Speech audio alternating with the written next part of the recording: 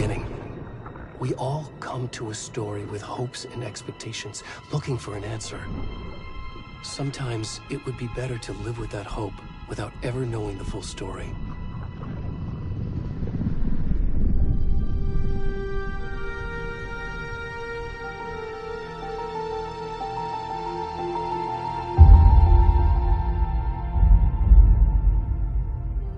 In a horror story, there are only victims and monsters. And the trick is not to end up as either. But trapped by the genre, we are all ripped to pieces along the way.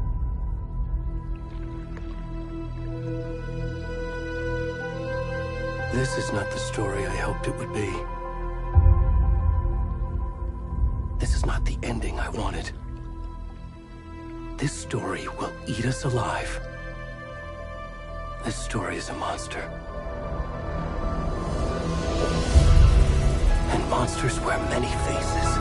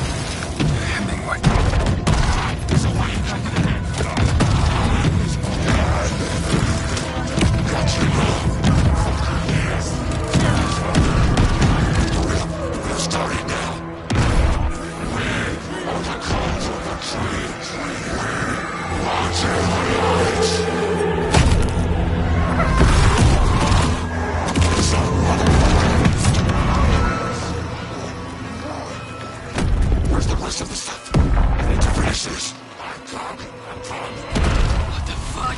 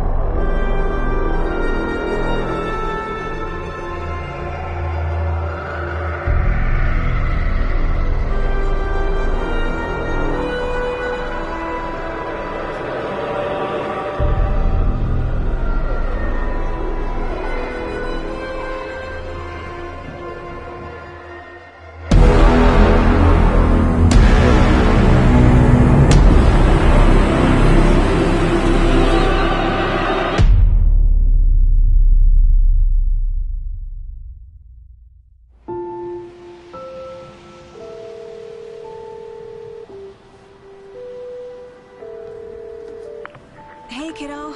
How are you? I'm good, Mom. How are you? This trip might take a little longer than I thought. I'm sorry I've been gone so much lately, Logan. Oh my god, Mom, it's not your fault people get all murdery. What happened? Just work stuff. Right. Well, Dad and I are just watching the latest episode of Night Springs here. Mom, it's so good. No spoilers! I'll let you get back to the show. You were supposed to wait and watch with me. I love you both. This is what happens when you go on work trips, Mom. Love you too. And say hi to Casey. Tell him to stop brooding so much. Logan? I will. Bye, kiddo.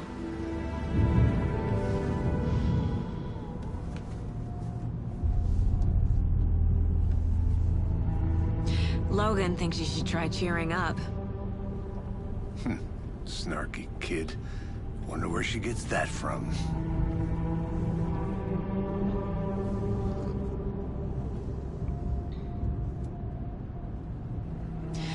It can't be a coincidence that another body turns up just as we arrive in town. Feels like the killer's leaving us a message. I'm glad you're on this case with me, Anderson. It's right up your alley. You should take lead. Think of me as the backup. Okay. Any words of advice? Nothing that would cheer anyone up.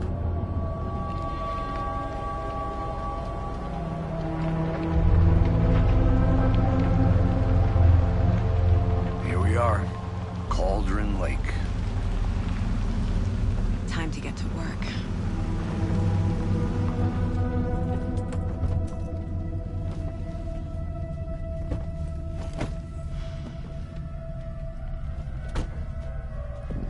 A deputy was supposed to be here to show us to the crime scene.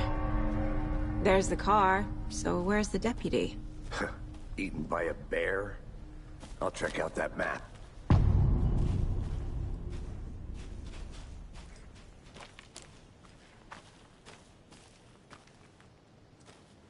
Worth memorizing before we get swallowed up by the trees. I should take a look at that map.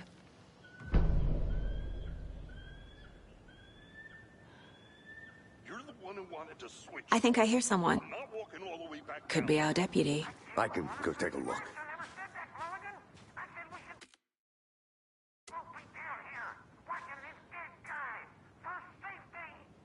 Quit your belly aching, Gordon. I'm up here now. That's just how the cookie crumbles.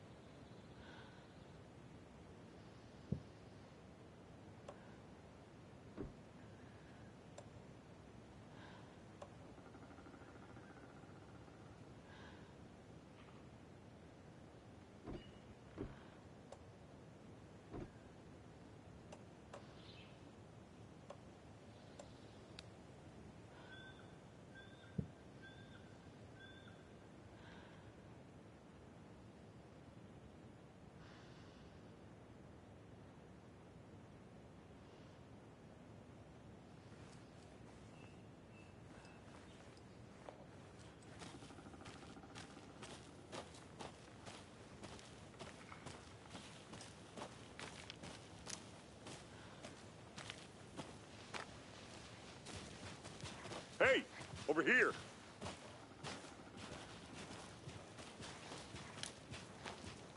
Hey there. Agent Casey, right? Sheriff Breaker said you'd be coming by to take over the case. You're half right. Anderson? Saga Anderson. I'll be leading this case. Seems you already know my partner, Alex Casey. Shoot. Sorry about that, ma'am.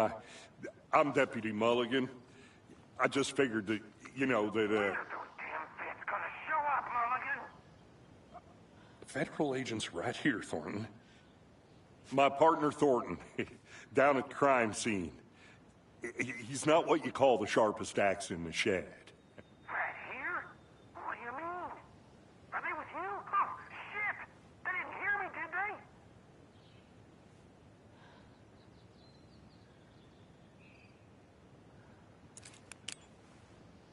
Were there any witnesses?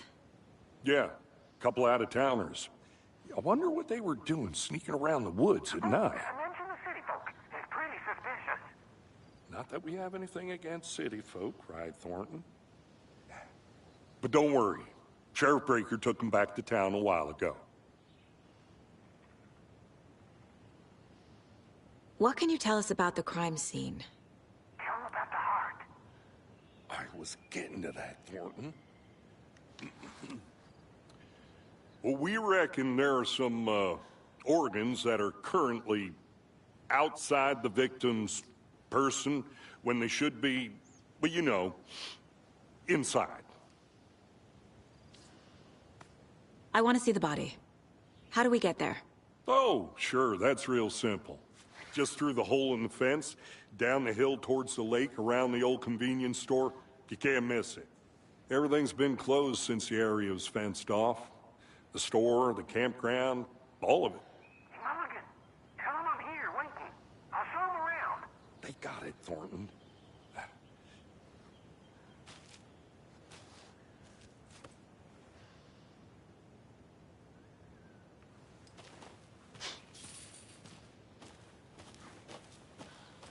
Before we get to the crime scene, there's time to review the facts of the case so far. Make sure I'm seeing the clues clearly.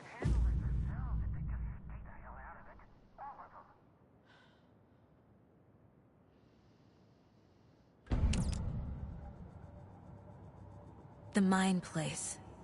My version of the Mind Palace technique. To sift through clues and work the case. Building the Mind Place again for each case. Using each field office as a model in my head. The facts are on the board. Everything we know about the previous murders. Worth taking another look.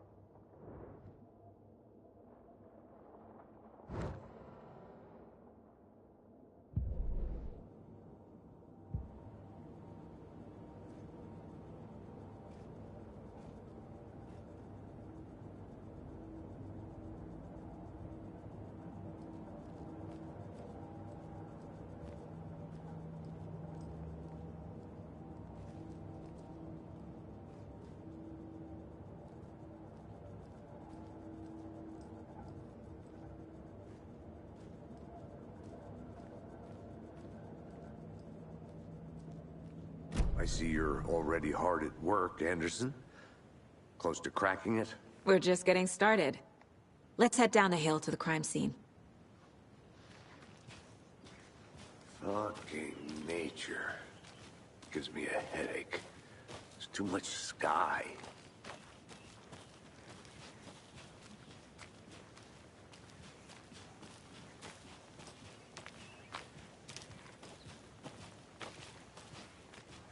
Hey, Casey. You putting me in charge. Why now? Look, Anderson, you're a better detective than I am. You've cracked cases that had the rest of us baffled. I don't want to slow you down. Are you thinking of retiring? You know what happens to cops who say this is their last case. Mm-hmm. Real funny, Anderson.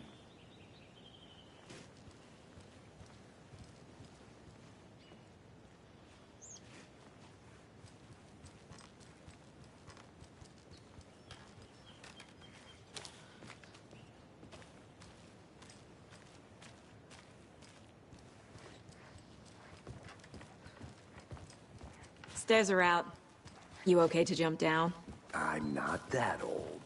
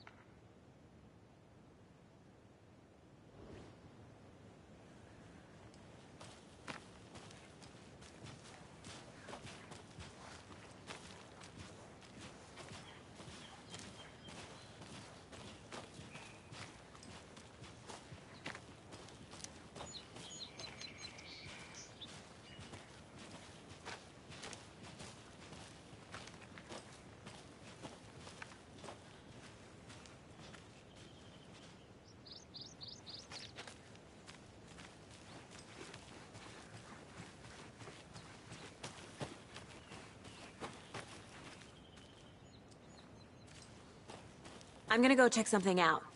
Be right back. Got it.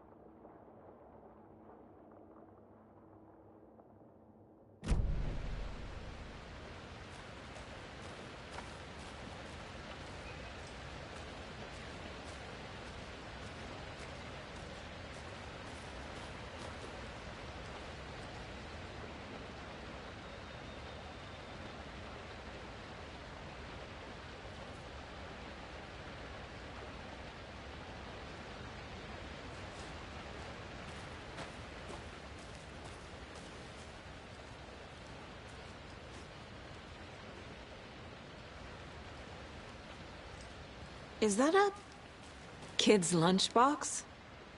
An Alex Casey movie lunchbox. Casey hates the endless jokes about coincidentally having the same name as a fake detective. He hates those cheesy crime books, but he really hates the movies.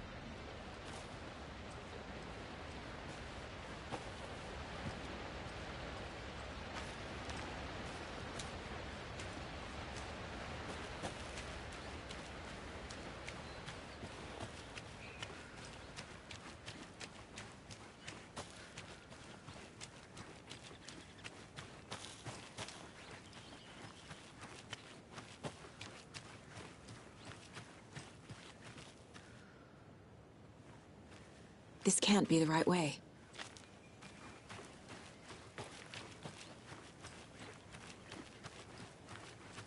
Welcome back, Anderson.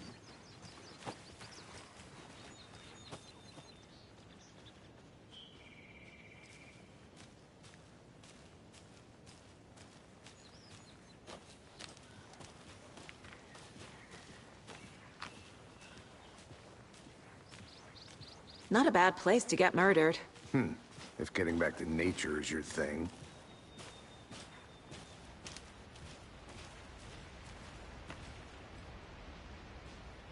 Damn.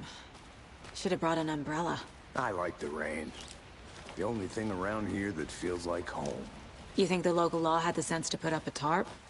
If they did, next coffee's on me.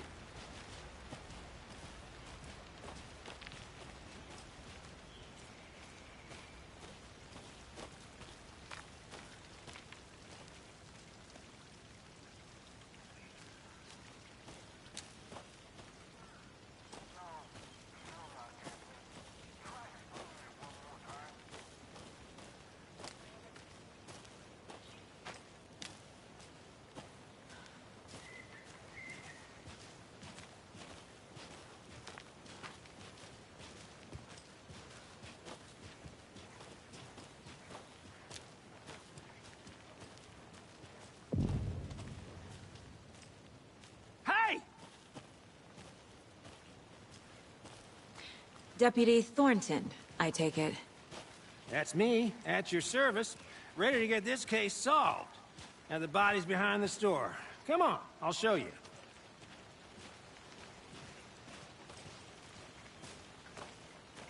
So, FBI, huh? That's so cool. Hunting down psycho serial killers and shootouts with the mob. You forgot the UFO cover-ups. What? Those are real? You guys hiring? Thornton, he's joking. Let's just see this body, shall we?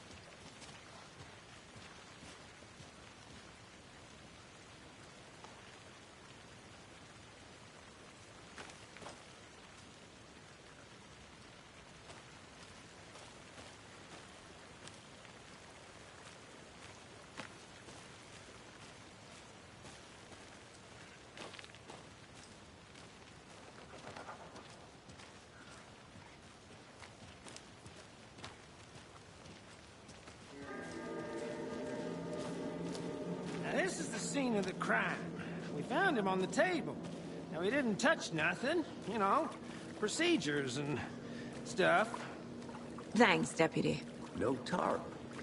You owe me a coffee. Okay, let's start by examining our guest of honor. Does this fit the MO of the previous murders? Body is positioned on the table. Ritualistic.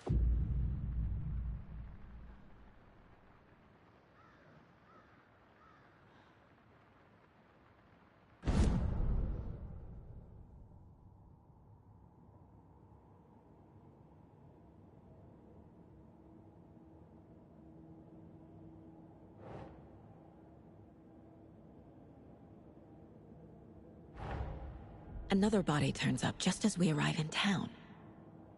Coincidence?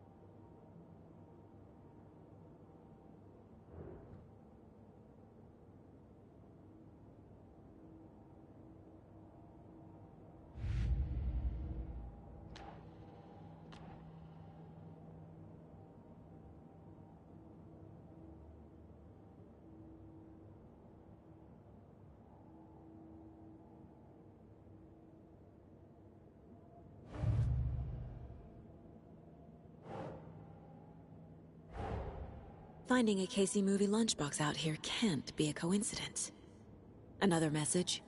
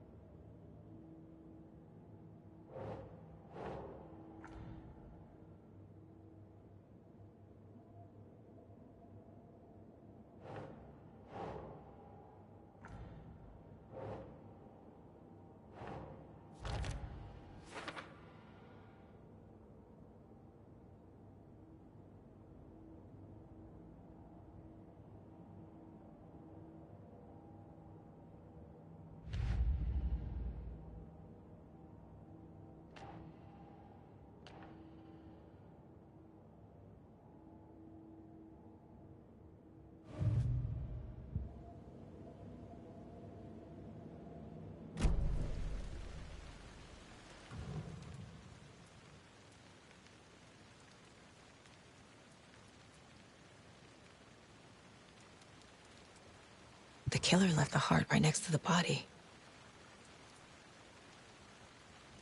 Bruising on the wrist from the cargo straps holding him down. Incised stab wound. Chest cut open.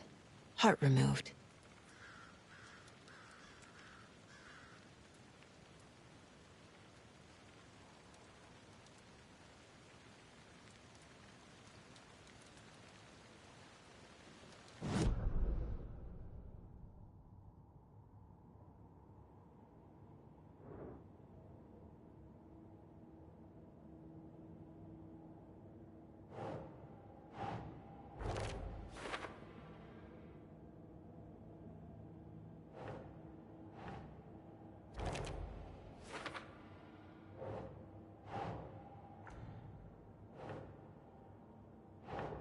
doesn't make sense.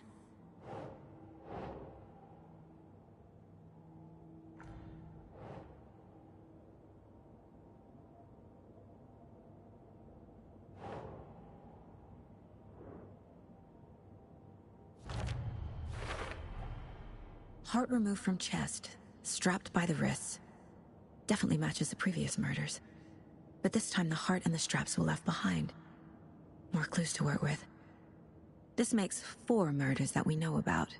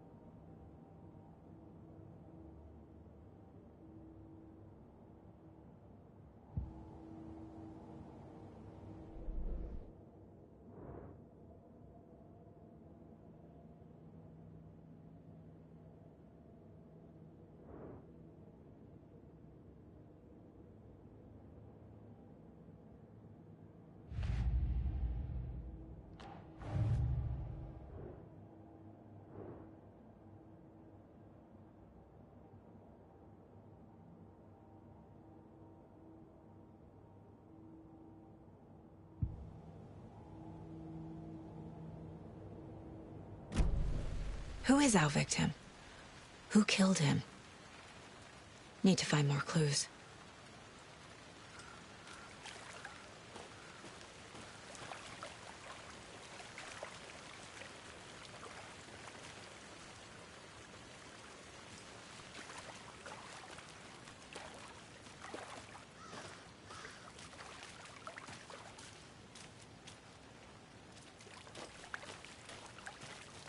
Multiple people were here. Multiple killers?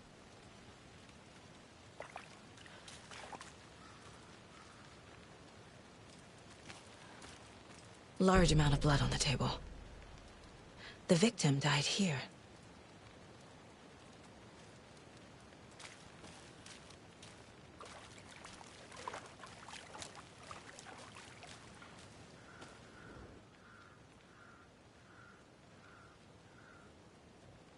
Someone left in a hurry. Knocked the tripod over. Was it for a camera? Someone was drinking beer. They spent time here, waiting.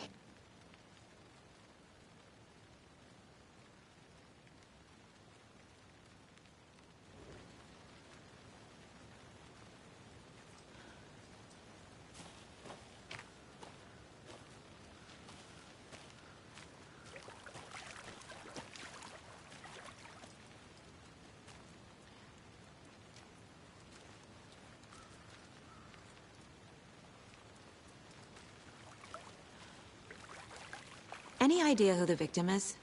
Oh, I sure do. His name is Nightingale. He was FBI. He came to town about 13 years ago. Now, I haven't heard a word about him since. Well, until now. Nightingale? Robert Nightingale? Oh, yes. You probably knew him. Brothers in arms. Oh, and sisters.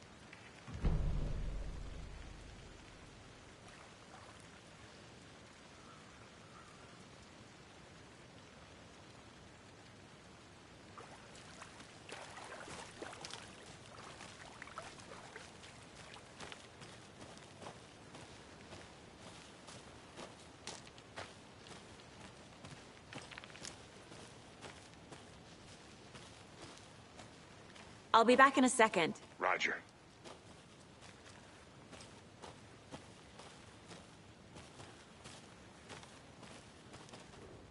Wonder what's inside.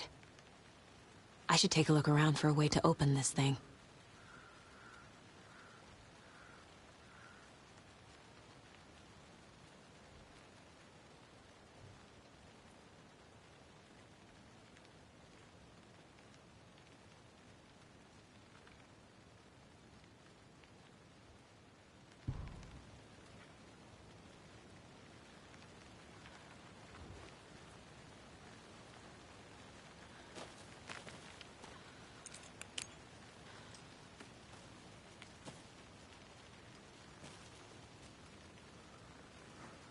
A creepy twig sculpture?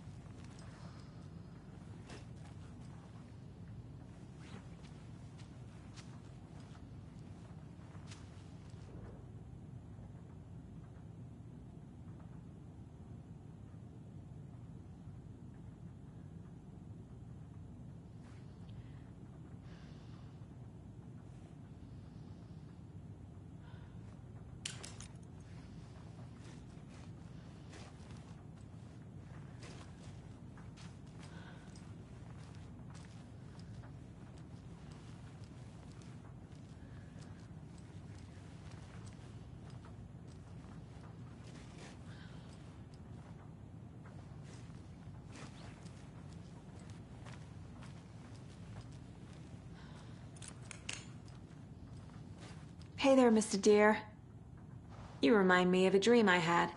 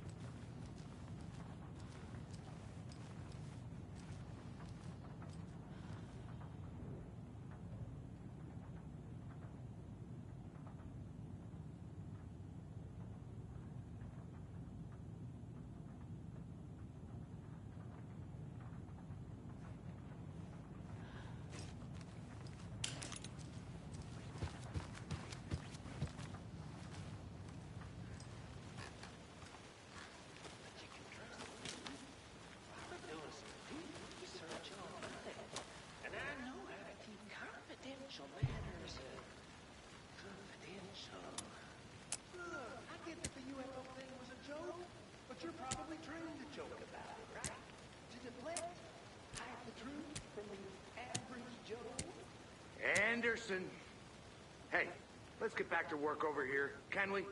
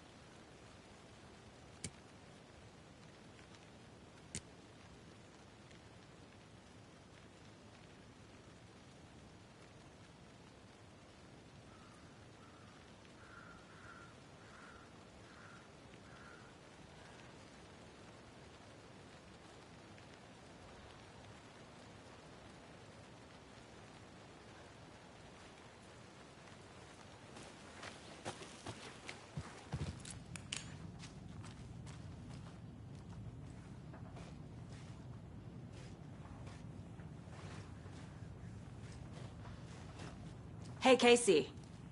What's the Forest's favorite shape? Please, Anderson. Just one case without the A triangle. I don't get it. Yes, you do.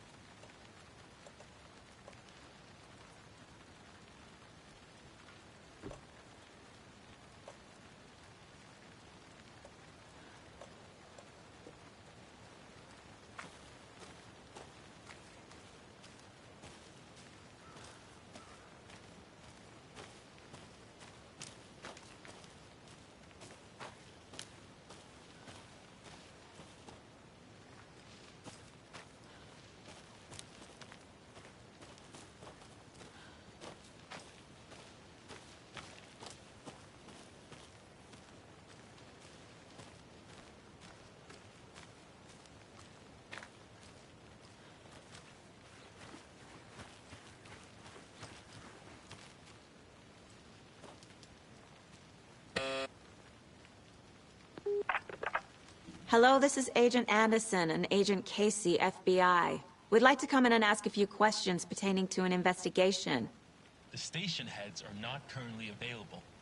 Access is restricted without their permission. Nice talking to you, too.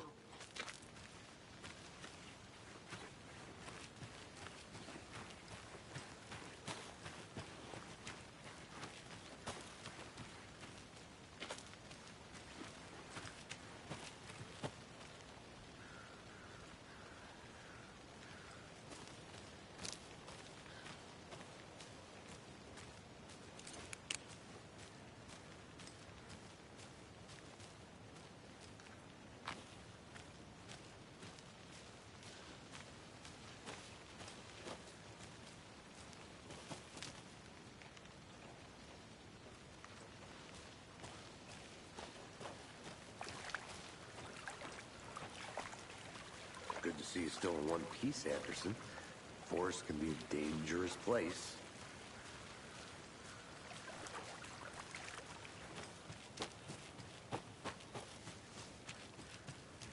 I'll look around. See you in a bit. Take your time.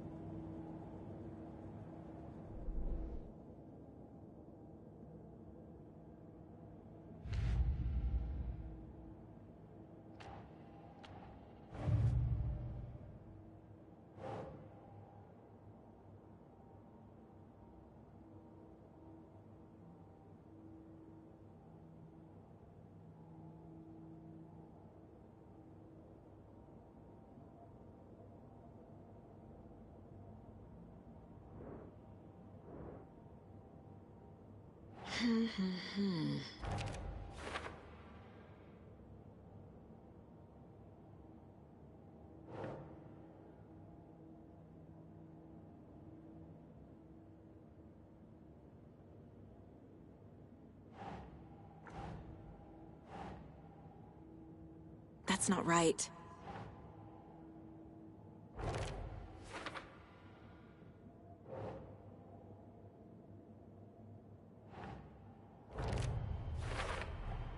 Boot prints, indicating multiple killers.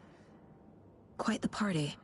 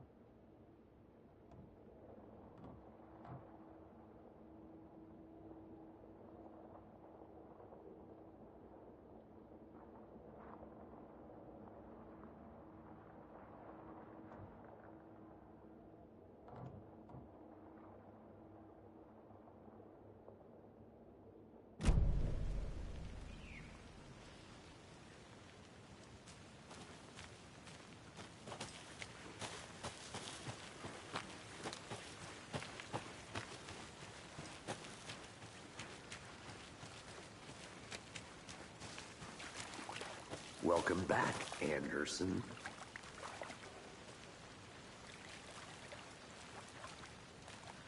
So you knew our victim? Well, I didn't recognize him in his current state. But yeah, I ran into him a few times at Quantico. Never worked any cases together. After his partner got killed in the field, he went off the deep end. Got the boot pretty quick after that.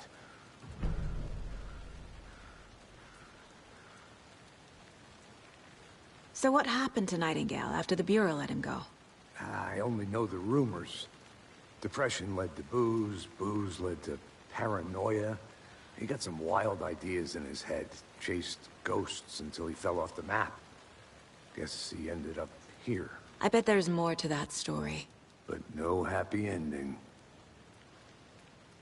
Nightingale went missing 13 years ago, 2010. The same as all the other victims. Certainly fits the pattern. Makes me wonder what was going on that year. Probably something this town wants to forget.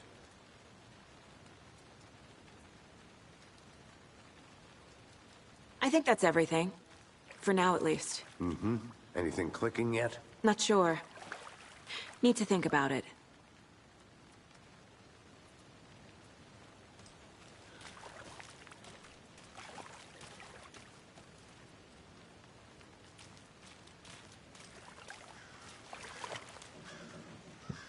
I had to review the clues.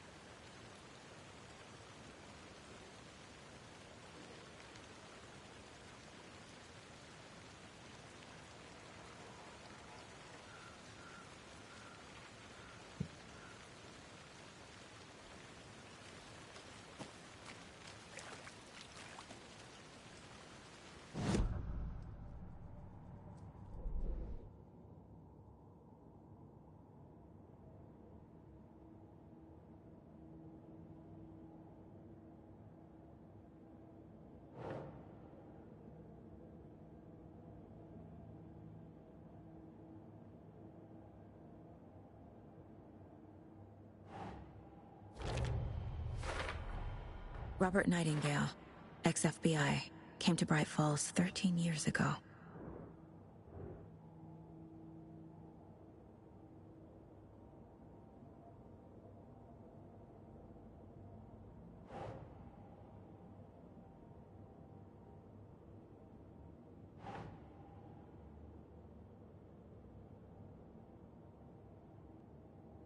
Right.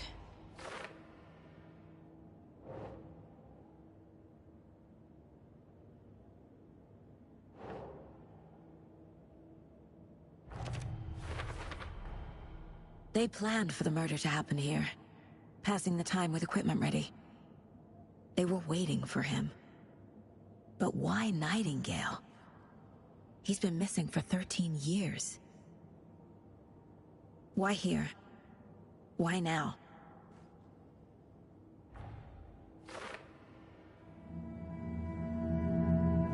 Profiling. Get into the subject's head. See what they saw. Feel what they felt. Use whatever I know about them to guide my intuition to a revelation. Piece it together.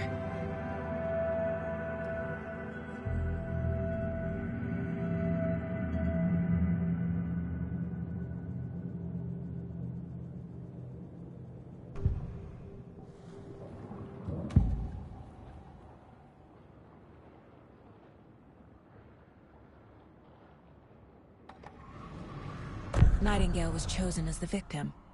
Why? Flip the switch. It goes click. Lights are off. But somebody's home. Somebody's home. This wasn't some random act of violence. This was a ritual. And Nightingale a component. They didn't see him as a person. More like a container for something. Agent Nightingale has been MIA for 13 years. How did he end up here? Up from the lake that's not a lake. It's dark. He was there too. You are not allowed in the lake until he says otherwise. Robert Nightingale came from the lake, before his murder.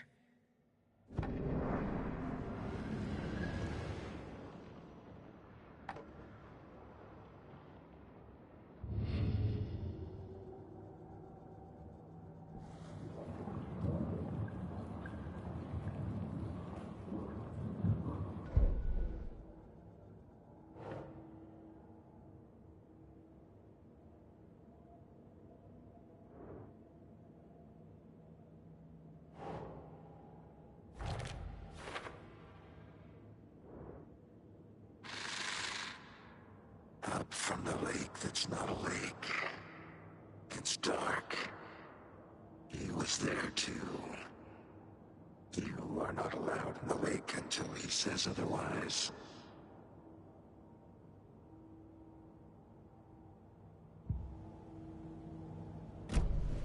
The lake is connected to Nightingale somehow. Casey, let's take a look down by the lake. Lead the way. Sounds good. This way, right? Right. Okay, well, I'll just wait here.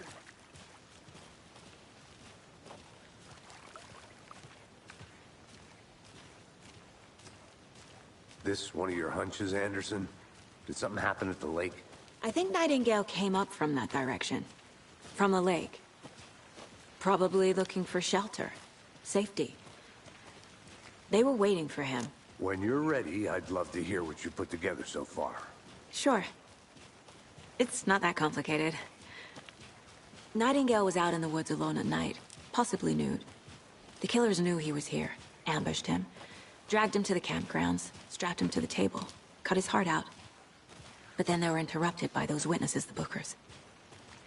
The job is unfinished. That seems pretty complicated to me. What was this guy doing skinny dipping at this time of year? Haven't figured that part out yet. Mm-hmm. Lots of questions. Lots of answers for us to find. I didn't know trees got that big. Gives me the creeps. You need to get out more. It is a witch with no heart. A strange echo of owl murder.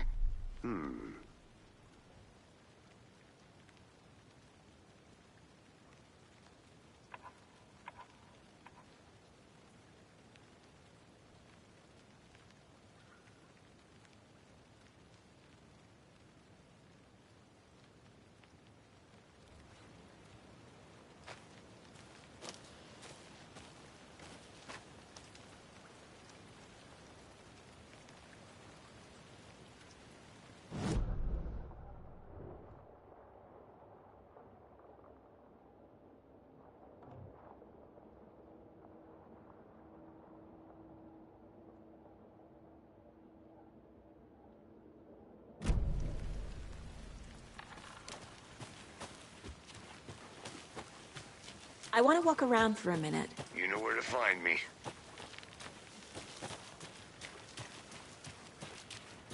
Can't go any further. Water's too deep.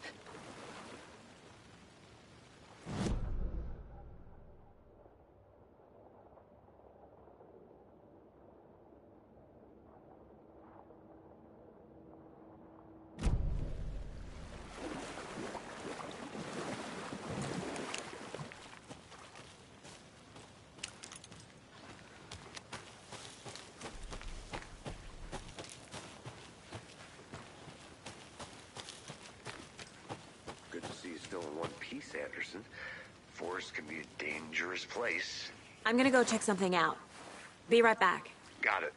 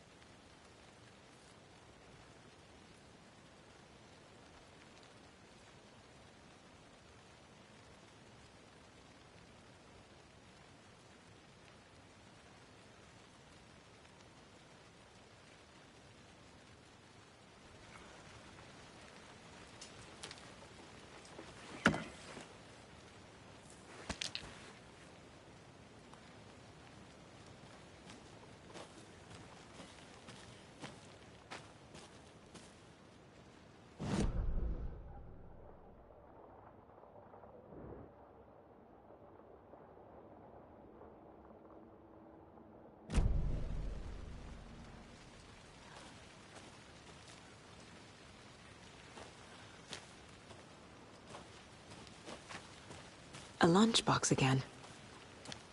Who's leaving these out here?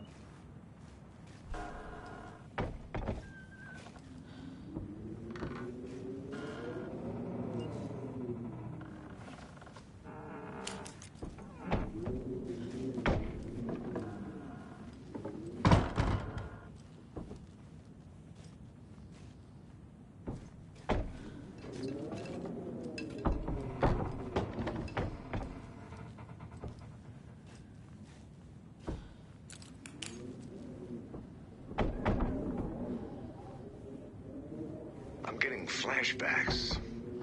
Remember Ohio? Sure. The North Side slasher. But that case was completely different. The trees, Anderson. He hid the bodies in the forest.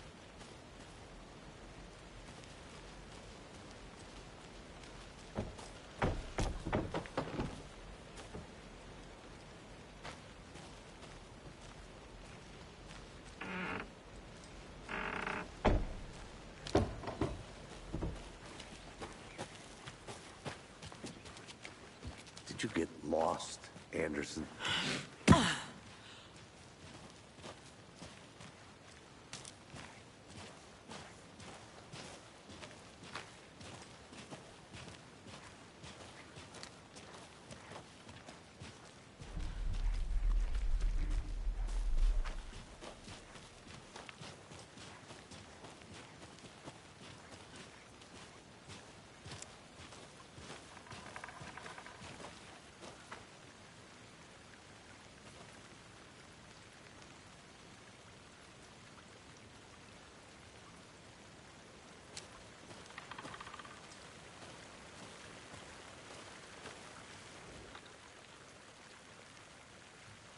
There's a piece of paper on the ground.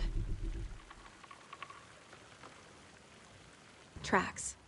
Barefoot. Nightingales? They come out from under the boulder. Makes no sense.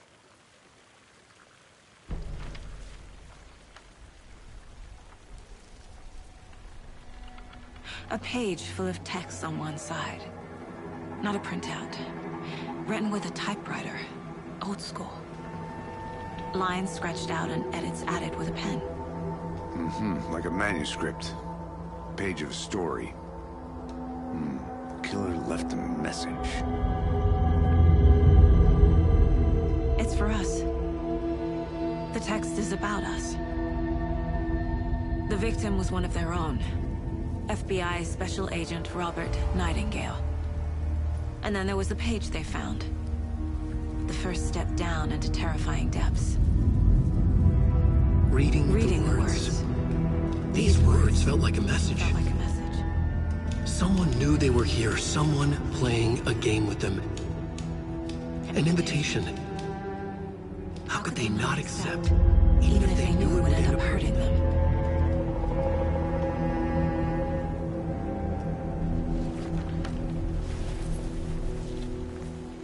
Someone's been watching us. Playing a sick game with us. You were right. This is right up my alley. Nightingale came this way. Either he dropped this page, or the killers left it for us. I should profile Nightingale about this page.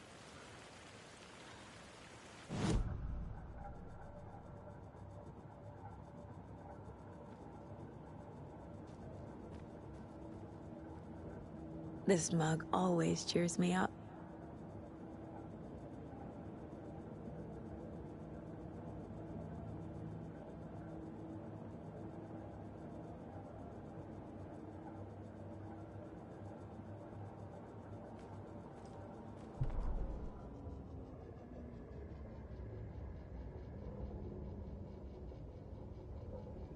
The victim was one of their own. FBI Special Agent Robert Nightingale, gone missing here 13 years ago. Now he had suddenly turned up, only to be murdered in a brutal ritual on the very day of their arrival. And then there was the page. This page, the first page that they had found, not the last. The first step down into terrifying depths. Secret truths trembling beyond the threshold. Reading the words, these words, felt like a message. Was a message. Someone knew they were here. What they were doing. Someone playing a game with them. Leading them on. An invitation. How could they not accept? The sheer audacity of this impossible mystery presented to them. Even if they knew it would end up hurting them.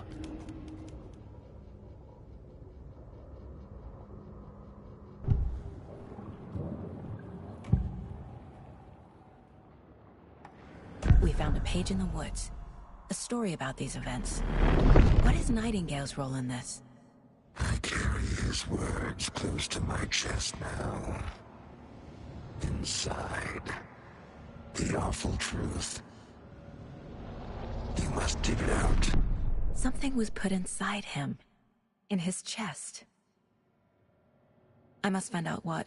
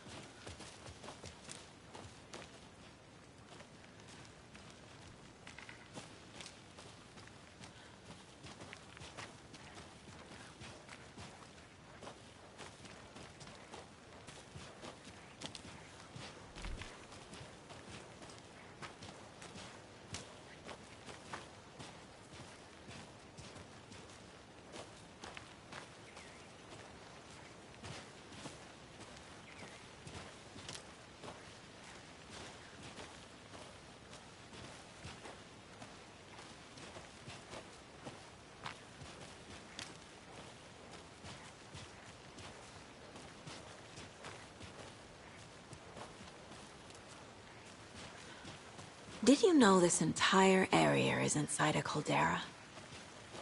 This whole mountain used to be an active volcano. Imagine the force it took to carve this crater out of the earth. Calderas are pretty rare, so be sure to take it in. So, essentially, we're standing in the gaping maw of hell. You got it. I used to love geology when I was in school. I helped Logan build a great baking soda volcano for her science fair. Cheating on a science fair? That's almost a crime, Anderson. I'm not gonna say no to quality time with a volcano. I mean, my daughter. I hope you didn't get stuck in any of those big puddles. Crazy flooding down there, huh? Just like I said.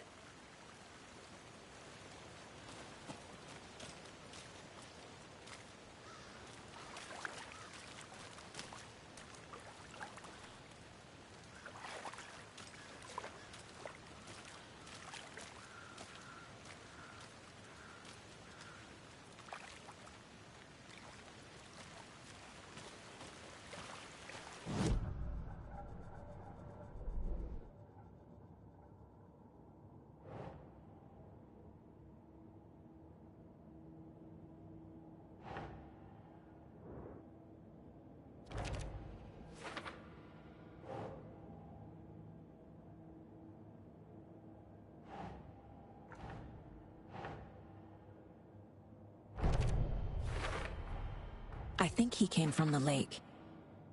But his tracks make no sense.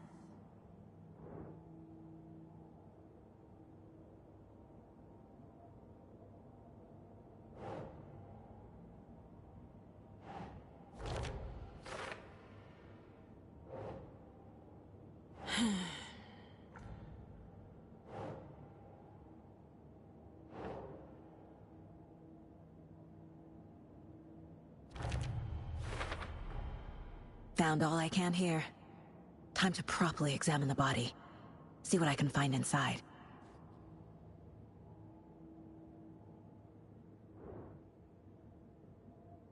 Casey, I think something's been put inside Nightingale's body. Let's tell the deputies to get the body to the town morgue. Okay. Deputy, I want the body taken back to town for a proper examination ASAP. Well, sure, but the coroner won't be back in town for another week after Deerfest. Not a problem. I'll do it myself. Oh, and Sheriff Breaker called to say he's got the Bookers at the Oh Deer Diner in town. Oh, and I've got a key to the gate. It's a shortcut back to the parking lot just up the hill.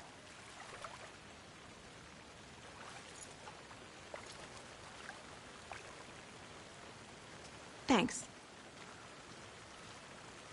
Let's get the car, drive to Bright Falls, and talk to these witnesses, the Bookers.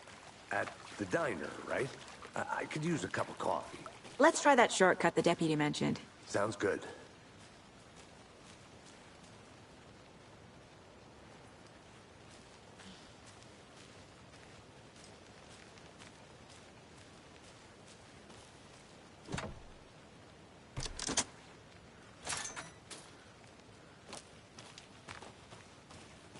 Seems like a nice town so far.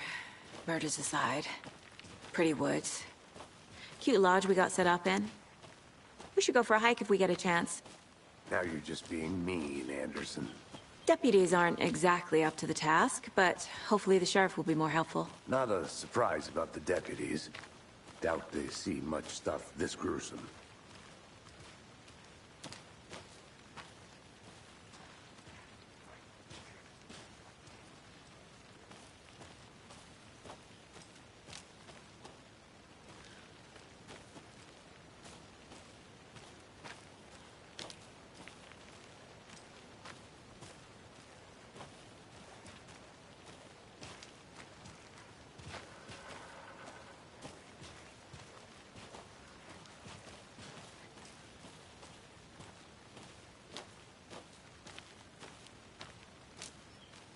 I'll be back in a second. Roger.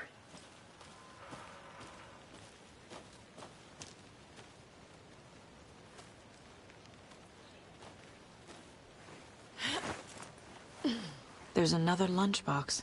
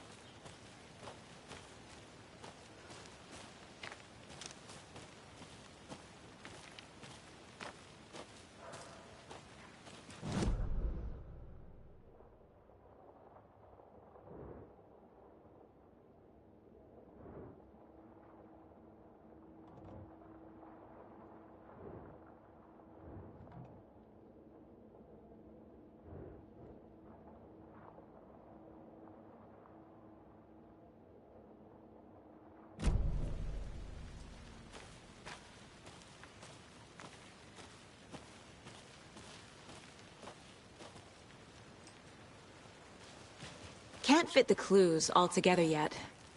Heart removed, tripod, tracks leading to a dead end. A tripod? For a camera? To record a snuff film? Maybe. And why take out his heart just to throw it away? To stuff in something for us to find.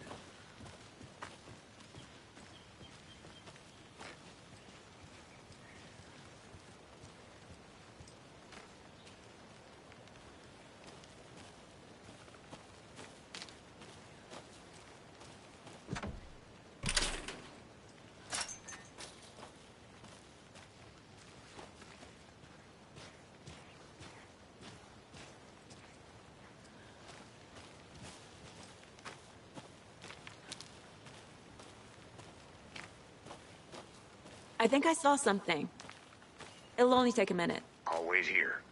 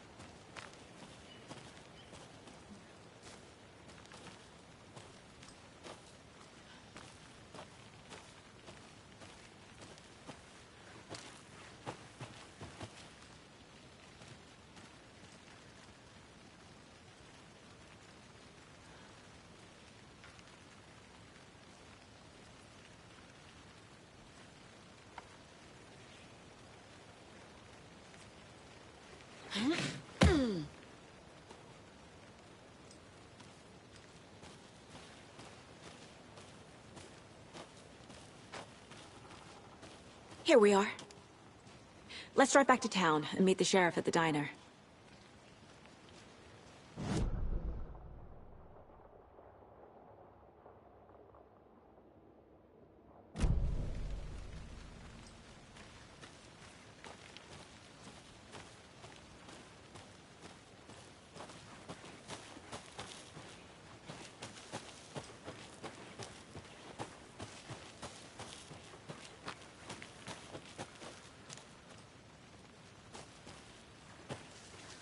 I'll look around.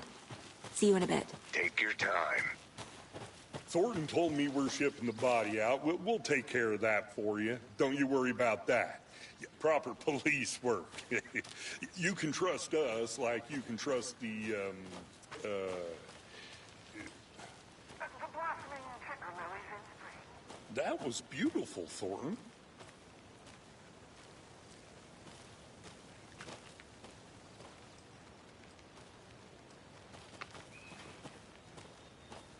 Are they gone? These fucking out-of-towners.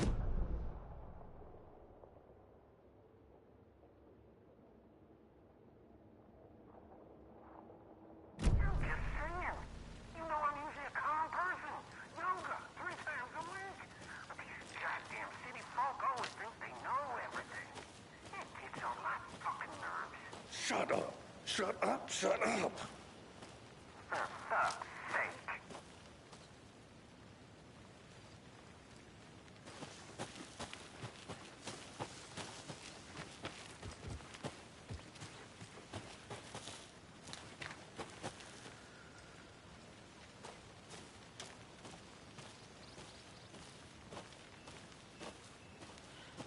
Did you get lost, Anderson?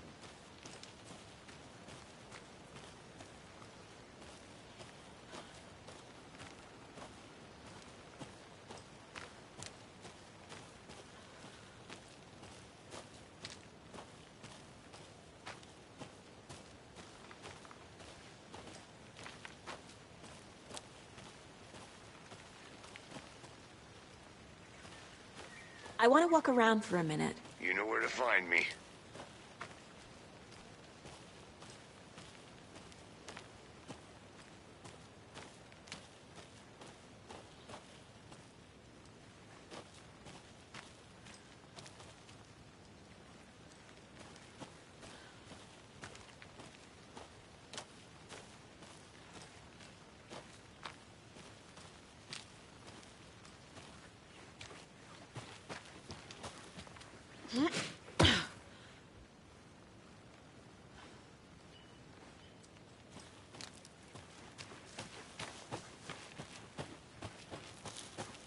Good to see you still in one piece, Anderson.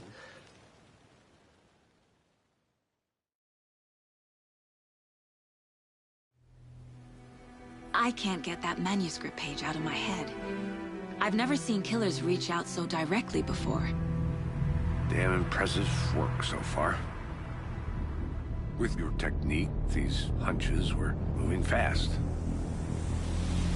I wasn't sure about taking a case so far from home, but I'm thrilled to be here for this mystery.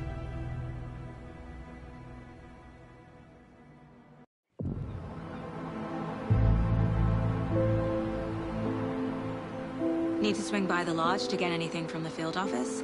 I'm all set. I'll park there anyway. I want to walk to the diner, get a feel for the town.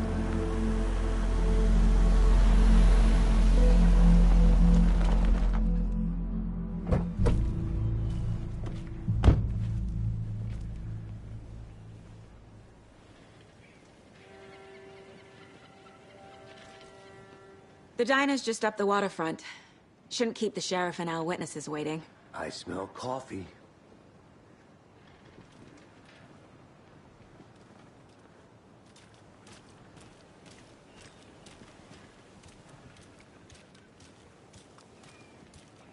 That concludes our debate on whether pets should be allowed at this year's bake sale.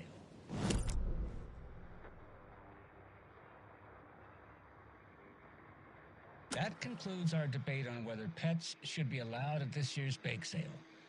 For those of you just tuning in, you're listening to the Pat Maine Radio Hour, brought to you by Davis Family Moose Jerky. And boy, what an eventful day here in Bright Falls. By now, we've all seen the FBI setting up shop in town, and I'm sure you're all asking the same question I am. Did they bring all this darn rain with them? Deerfest is right around the corner, and we're all crossing our fingers for sunshine. So, I reached out to our top meteorologist for a weather update. She never responded, but I have her Uncle Tapio on the line from Watery. Tapio, are you there? Yes? Great. And Tapio, what kind of weather can we expect today? Rain. That definitely seems to be on the menu. How about over the next week? Also rain. Right. Care to elaborate? Any chance the sun will poke out in time for Deerfest? No.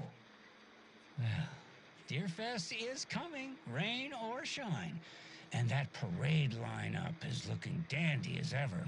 Yes, I like this parade because they're one float in the shape of a swan. Long neck and everything. A very large swan. Ah, so you're a fan of swans. No.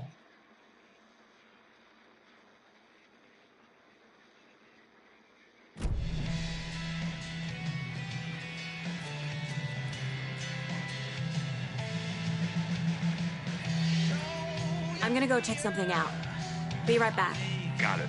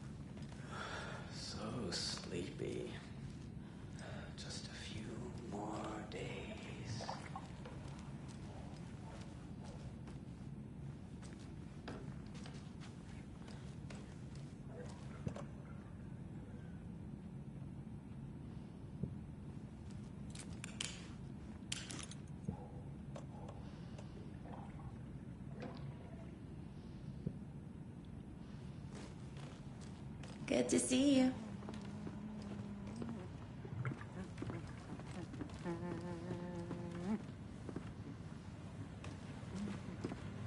Hey, how are you doing?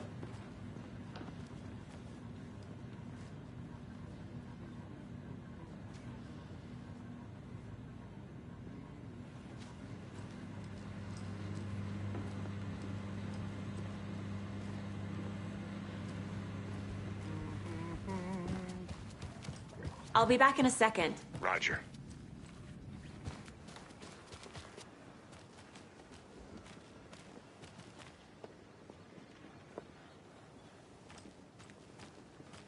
Hello.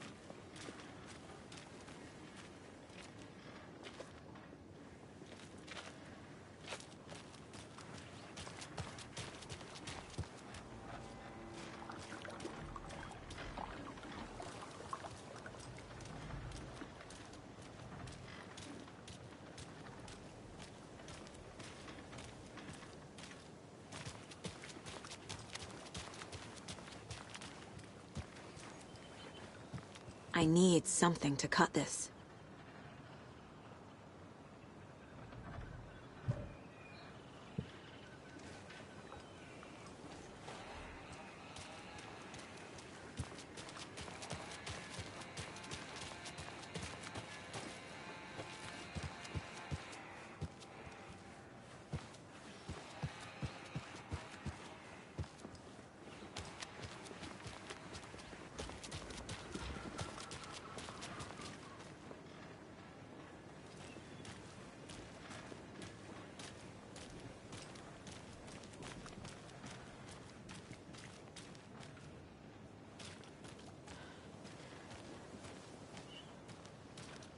Welcome back, Anderson.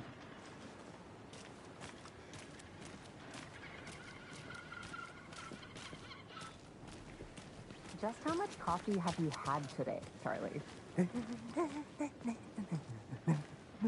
Don't know, don't care. How much have you had? Not enough. That's how much. Never enough coffee. Oh, that rich, bittersweet nectar. Get it in Coffee World. Get it where you can. Get it now. Jesus, Charlie.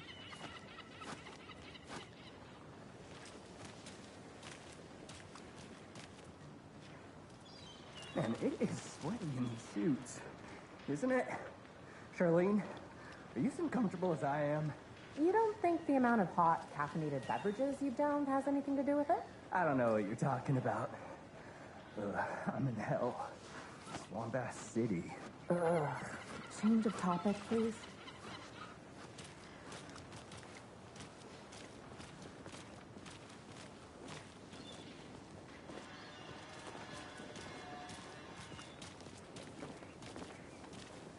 Not to toot my own horn, but I am pretty darn sure Oh, dear. I mean, our Cute. will be the belle of the ball at this year's Deer Fest. Just a few more days. It's a nice little loaf shed. Let me guess. The FBI. Welcome to Bright Falls. It's nice to have you here. I got you both some coffee. Oh, it's Washington's finest. Nice to meet you, Sheriff. I'm set for coffee. You know, I wouldn't say no to another. I'm Agent Saga Anderson. This is Agent Alex Casey. Tim Breaker. And let me just say, I'm happy you two are here. Frankly, we could use the help. Your deputies said you had a couple of witnesses here. They made them sound like suspects. Mulligan and Thornton are still on about that? No, the Bookers don't strike me as the murdering type, but you can decide for yourselves. They're just inside having coffee and pie to calm their nerves. I'll see what they have to say. Casey, you compare notes with the sheriff. Take your time. We've looked through the case files you sent over, Sheriff. Have you had many people besides the known victims go missing? Sure. But it's slowed down ever since Cauldron Lake was fenced off. Let me guess. Missing person cases spiked around 2010. The fence was built just after. Yeah, that's exactly right.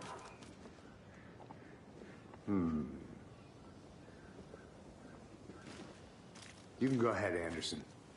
We'll be here. happened. I still feel like I'm pretty sick. Come on, Ed. Have some pie. I'll take your mind off things.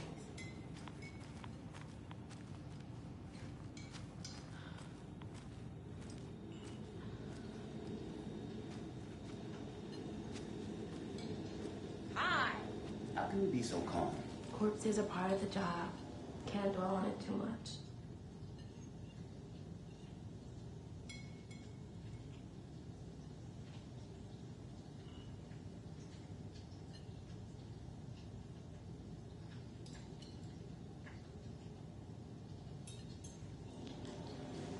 This is exactly why I hate small towns. Keep it down, Ed. You know how touchy these rural types can be. Excuse me. I'm Agent Saga Anderson. Are you the Bookers? That's us. I'm Tammy, and he's Ed. Hello, officer. Just Saga is fine, Ed. So, are we being charged with anything? Because if not, we'd love to get back to our hotel and decompress after what we saw. Take a bath, scream into pillows, that kind of thing. We're not charging you. I just have a few questions. Nothing to stress about, okay? So what did you see in the woods? This naked dude came out of the lake, and he was acting crazy, shouting weird shit at us. He must have been on something. Unless skinny dipping at dawn is a thing around here. Then we heard shooting. We ran into these psychos in deer masks.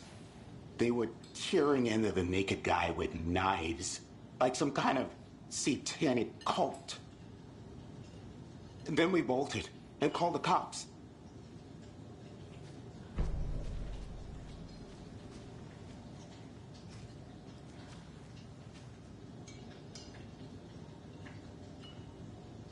What were you doing at Cauldron Lake last night? I'm a writer. True crime. We're here from New York, doing some research on a famous novelist, Alan Wake, who went missing here. I was down at the lake, getting some details. Perfectly legal. What makes you say it was a cult? The masks and knives aren't enough. They were shouting, "Cult of the tree, the cult of the tree, cult of the tree." Oh, and then we found it.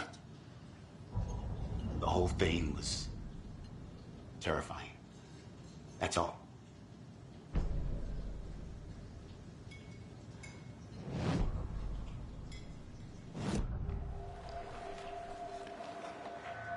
The cult of the tree. What aren't the Bookers telling me? I found their necklace. The symbol is 2 triangles.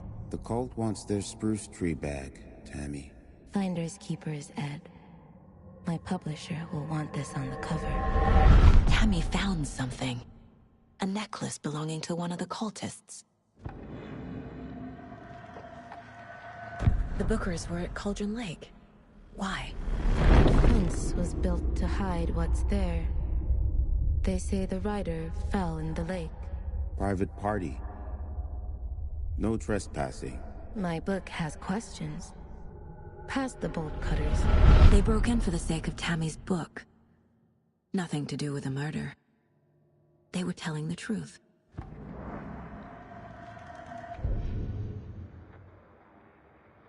That concludes our debate on whether pets should be allowed at this year's bake sale. For those of you just tuning in, you're listening to the Pat Maine Radio Hour, brought to you by Davis Family Moose Jerky. And boy, what an eventful day here in Bright Falls. By now, we've all seen the FBI setting up shop in town, and I'm sure you're all asking the same question I am. Did they bring all this darn rain with them? Deerfest is right around the corner, and we're all crossing our fingers for sunshine. So, I reached out to our top meteorologist for a...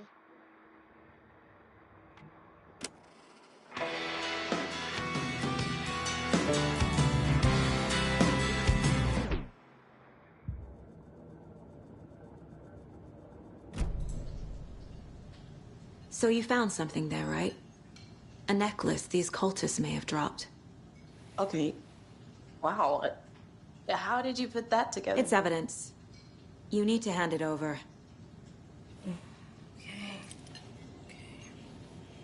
Told you not to keep that thing, Tammy.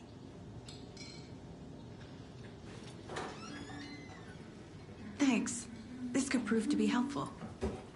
Do me a favor. Stick around town for now in case we have any more questions. Like we'd even dream of missing Deerfest. Oh, God. Saga! Saga Anderson.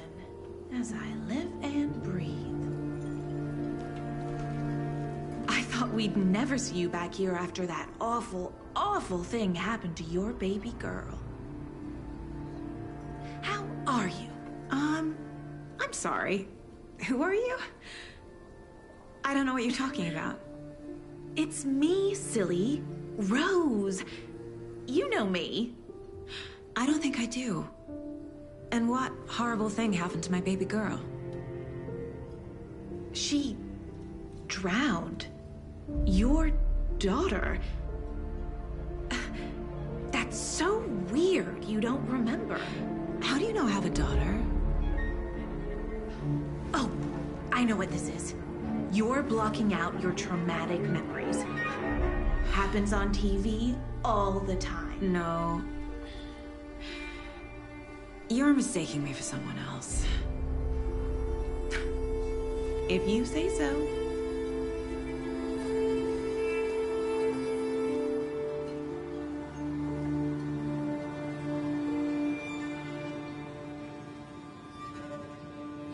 Good to see you.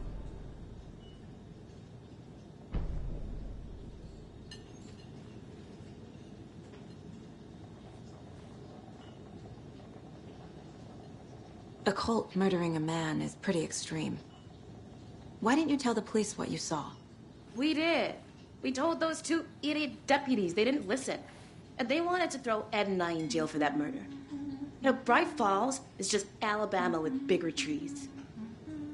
This is my case now, and no one is throwing you in jail. If you need anything else, just come to me. Got it. Thank you, Saga.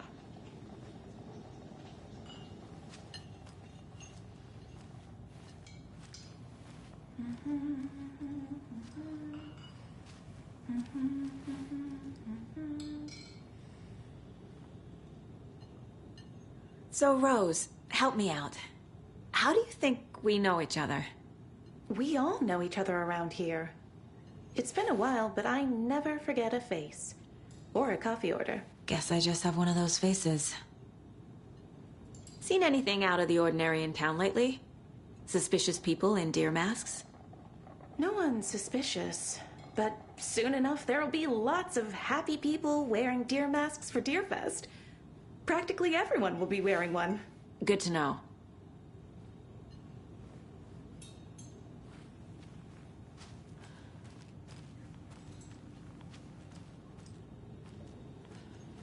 So, what happened, Crystal?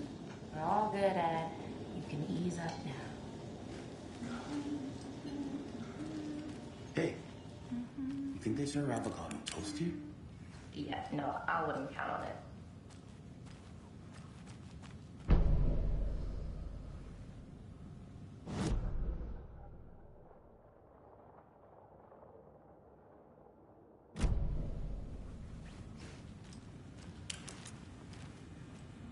I need a tool to get this open.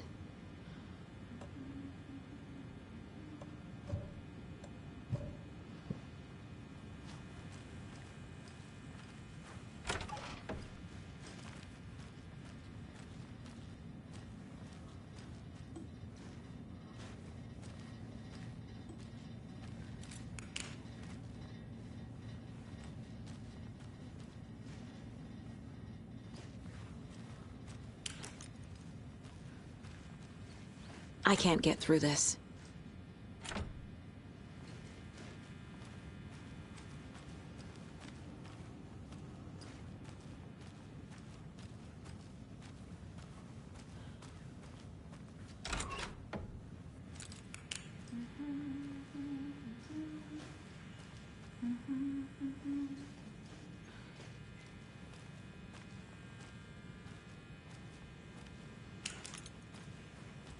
Rest easy, buddy.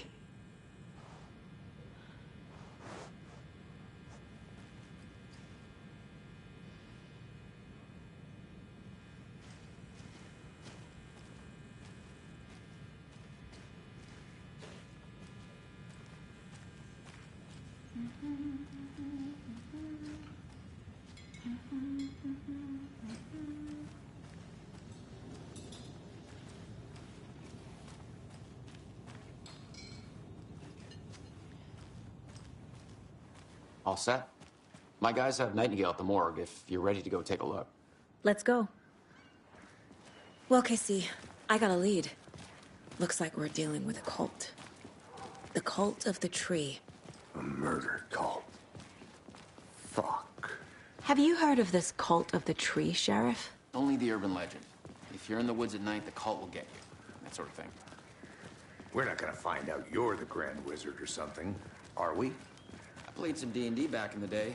Wizard was always my favorite class. Morning, Sheriff. Looks like you have some guests. Morning, Ted.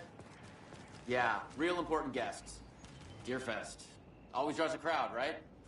Too true. More the merrier. Have a good one, Sheriff.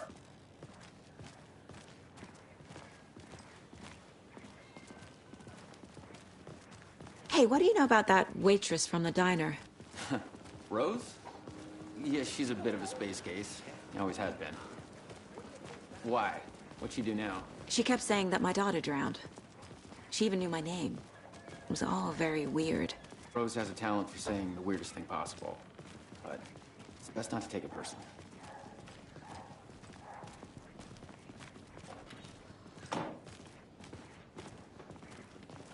Hey, boss. Corpse is downstairs ready to go. Yep, in the morgue, all prepped. I'd like to take a closer look as soon as possible. Lead the way, Sheriff.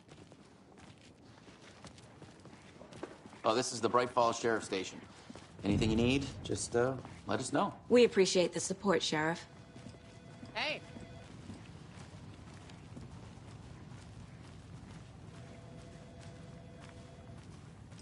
So we share a morgue with the funeral home next door. It's a shoestring budget.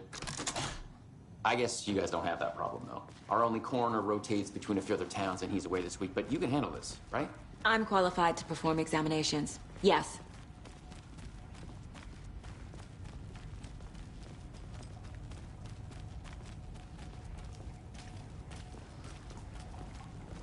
Something about morgues. They always cheer me up. I can't say I feel the same. He's joking.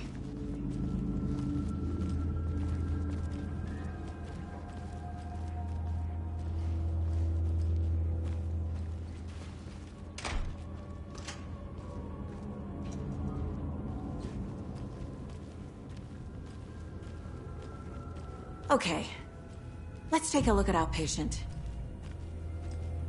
I'll start with the external inspection before performing the internal examination. What was the cause of death? What other clues can the body give me? The body shows signs of being submerged in water post-mortem. It doesn't add up. This looks like text. A tattoo? Nightingale didn't strike me as a tattoo guy.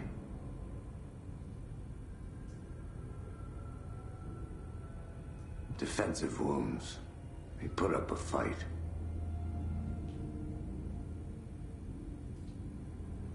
There's writing on here. Can't make it out. Writing? How'd they manage that? Aha. They did leave something inside his chest.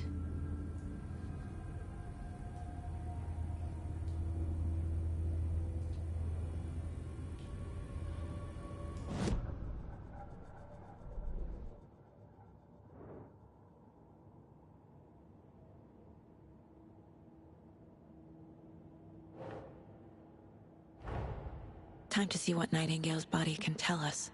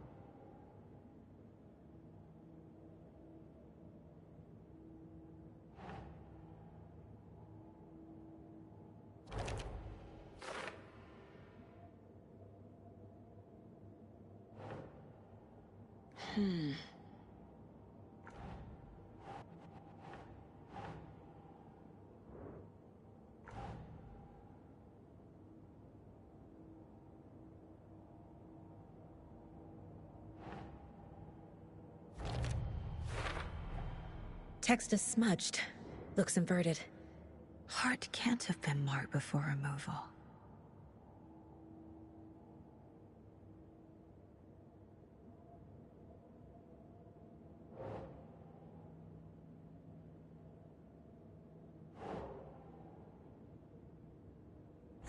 Yeah. There's definitely something in his chest. Did the killers leave it there?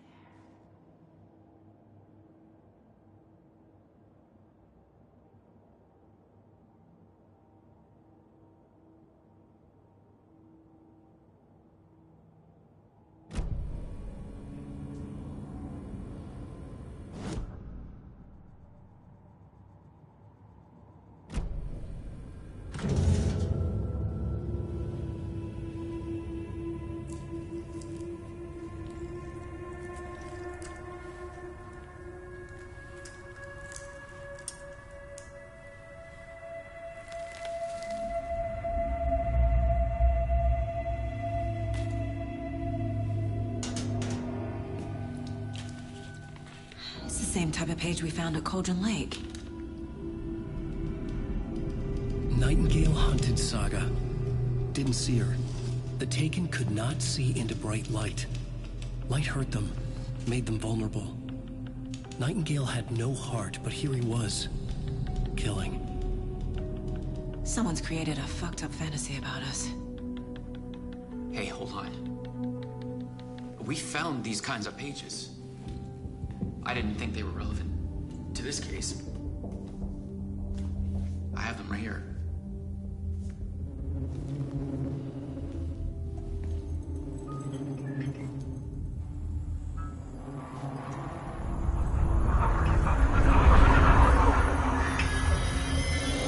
No, wait!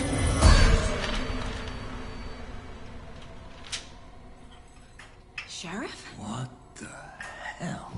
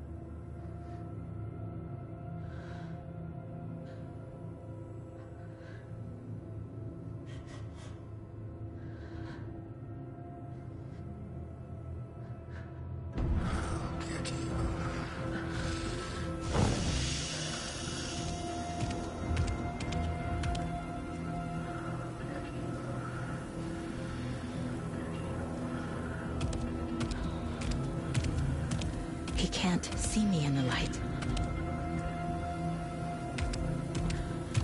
My gun's out in the hall. Gotta get it back.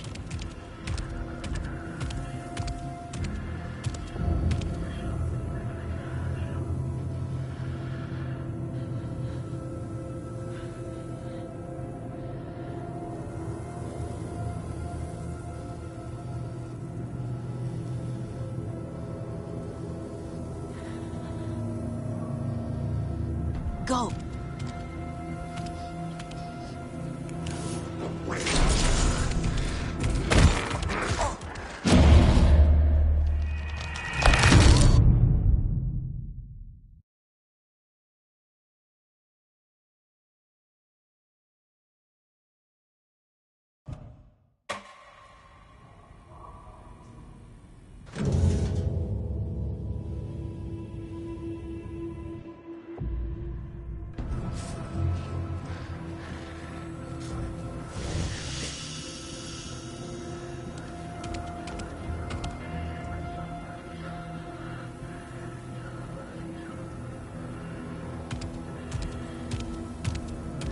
He can't see me in the light. My gun's out in the hall. Gotta get it back.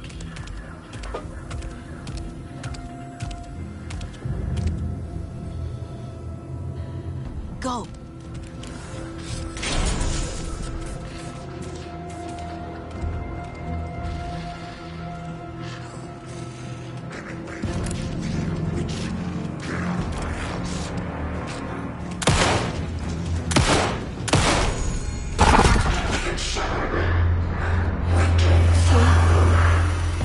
Vanished.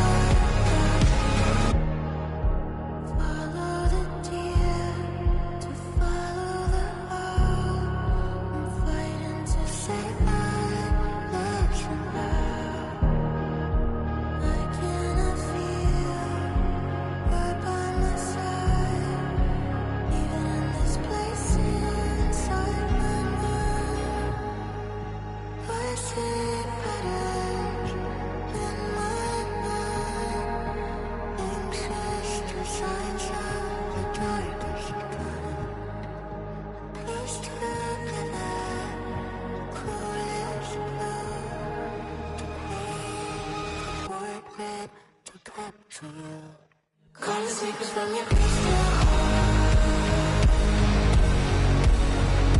Shake my story, take every page apart.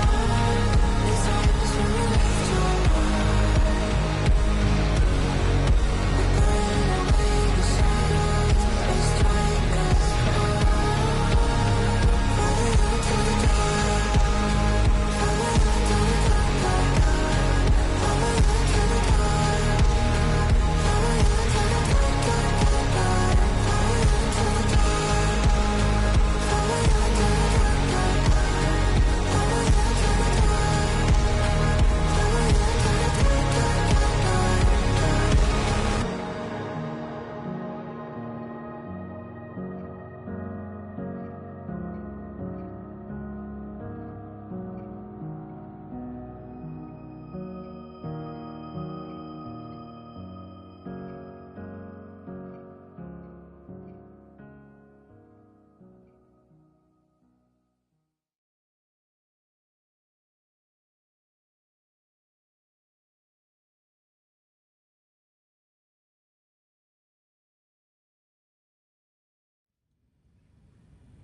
He didn't have a heart, but he still got up.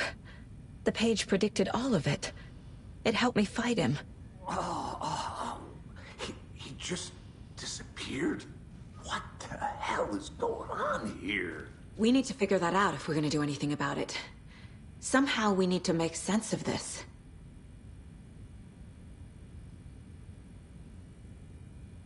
Right before things got crazy, Sheriff Breaker just vanished. Maybe the sheriff knew more than he was letting on. He seemed anxious, like he dreaded what was coming. One more mystery. There's no rational explanation to what we just saw. I'd love to blame this on mass hallucination caused by inhaling volcanic gas, but we both know that's bullshit. This was supernatural. Well, I'm glad you were the one to say it. Now we can figure out a way forward. The victim of a ritualistic murder turns into a monster. Is there a connection?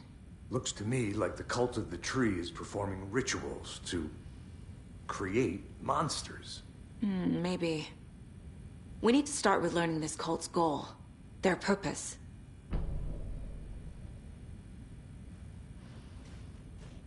There's one of the pages on the floor. These pages are important. Breaker dropped one before he disappeared. Saga was back at Cauldron Lake. Saga had to pursue Nightingale. Into the overlap. Finding a way in would be difficult. A ritual. Saga would learn how. Stop the monster.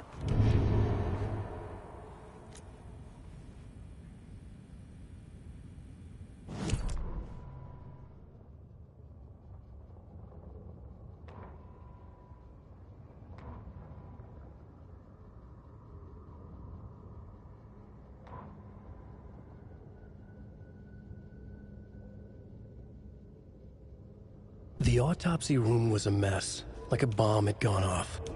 Nightingale hunted Saga. Didn't see her under the light, lurched past her. The Taken could not see into bright light. The light hurt them, hurt the darkness in them, made them vulnerable. I flick the switch, it goes click. Show me the clicker, lights are off, but somebody's home. Hemingway brought you here, witch. Get out of my house, Nightingale shouted. A wave of terror crashed through Saga's head. The awful truth. Nightingale had no heart in his chest, but here he was, killing a monster. The world had lurched out of balance. You found yourself trapped on the far side of the mirror. Saga was back at Cauldron Lake. He was there too. Nightingale was, but wasn't a Taken, a creature of darkness. He was beyond her reach, where some other strange reality, the dark place, merged with ours. This place and the dark place, a tarp thrown over top, drowning everything beneath it, a flood of darkness, soaking into everything, spoiling it, rotting it. The page called this area an overlap. Saga had to pursue Nightingale into the overlap. Finding a way in would be difficult, required precise steps, a ritual. Saga would learn how. Stop the monster before he killed again. Her job. He'd be inside, waiting for her.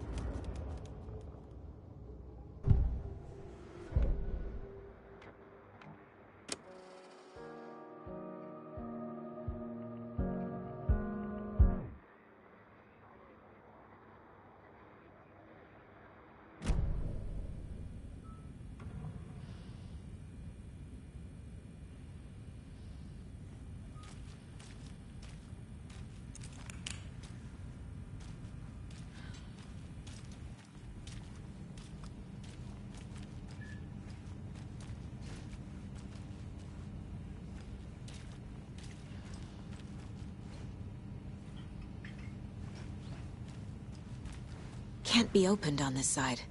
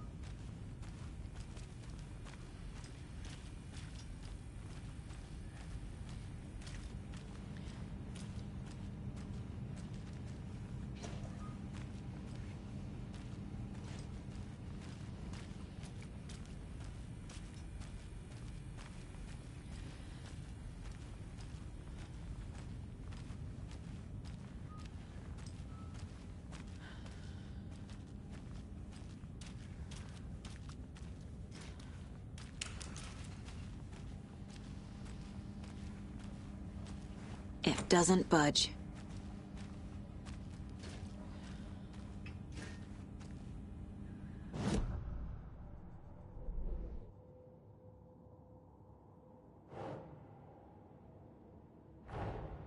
A dead man turned into a monster.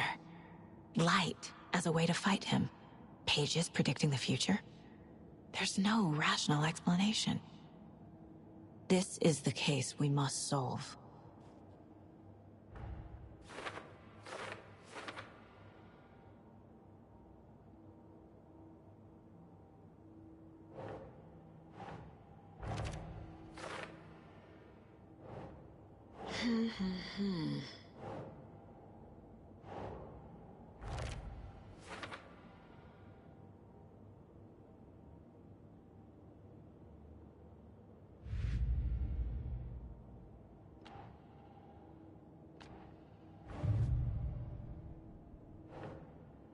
Keep trying.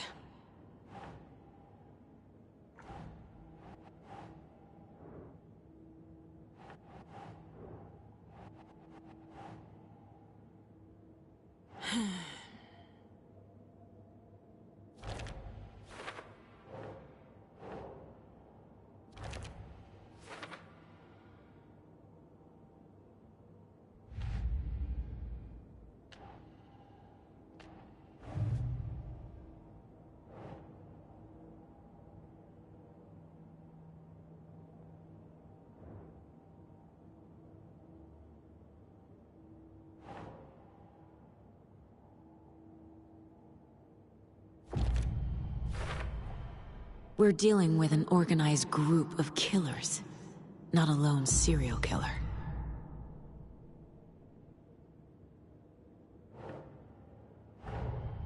The cult of the tree is behind these murders. This case just became much more complicated. I'll need to start a new file. But it's my first cult case. Exciting.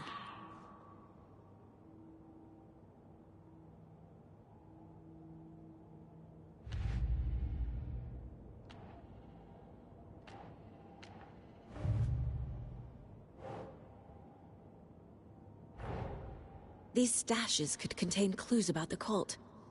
Better keep an eye out for more.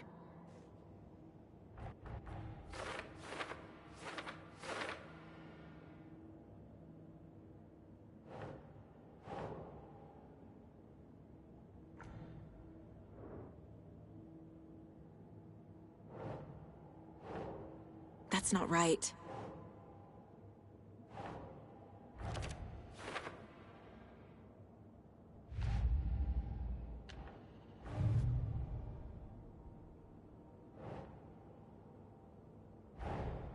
I need to know more about the cult of the tree if I'm going to shut them down.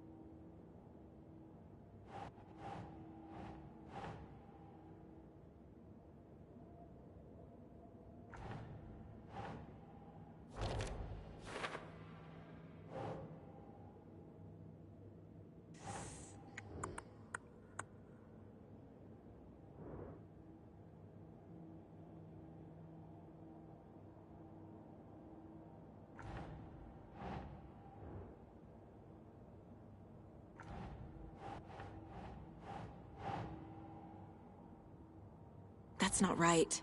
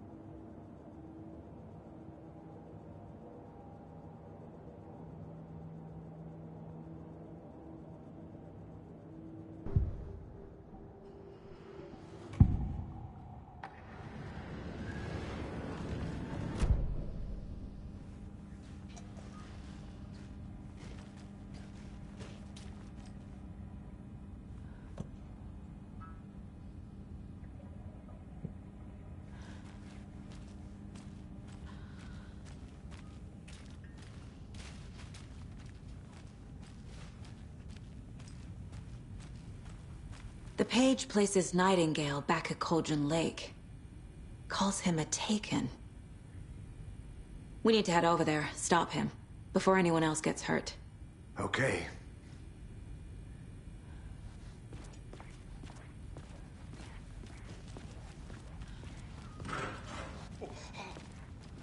We heard gunshots. Y'all okay? Did you get spooked by the bodies? Sheriff Breaker disappeared. Nightingale turned into some sort of a monster, and there are offices down. You two handle things here. We need to get back to Cauldron Lake immediately. Fuck me. That's terrible. We'll do what we can, man.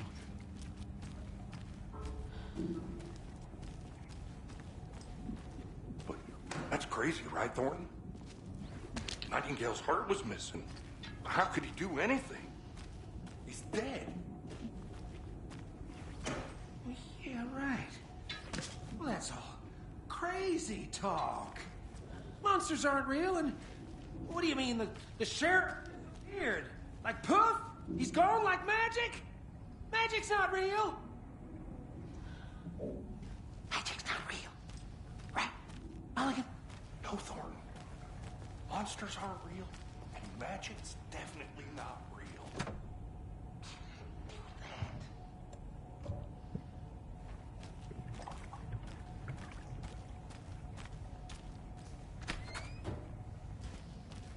Can't open this with my bare hands.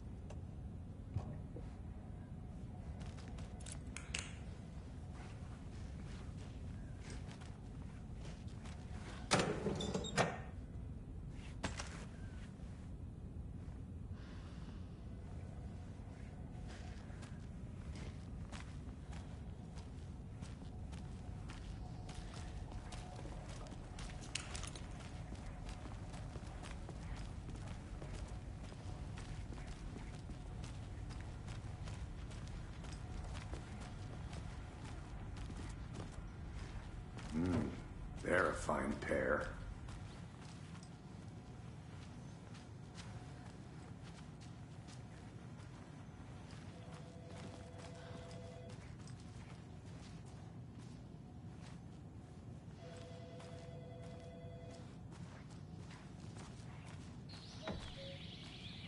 Oh dear, I am a tourist, and it appears that I'm lost in the woods. You've only had a tour guide, also. It's bear season.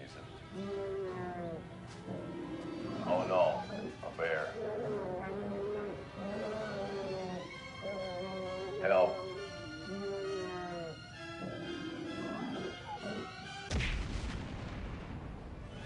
Did somebody call for a tour guide? Oh wow, Koskela Brothers Adventure Tours. Unforgettable tour experiences at affordable prices. That's right, I'm Ilmo Koskela, voted best coffee roaster / tour guide by Coffee World magazine, and I'm here to give you the tour of a lifetime. But Ilmo, I've heard the government has seized and restricted access to many local nature attractions. That is true, Janko. Many local attractions have recently become fenced off by the government, and that's why at Koskela Brothers Adventure Tours we say, fuck the government. We have bolt cutters. Oh wow, you think of everything, and we'll take you anywhere. Hiking through the scenic Elderwood National Park. Fishing in the crystal clear waters of Bright Falls Dam. Bird watching at majestic Mirror Peak. The tour of a lifetime is just one phone call away. Book now to get a 9% discount on this limited edition Oh Dear Diner coffee thermos.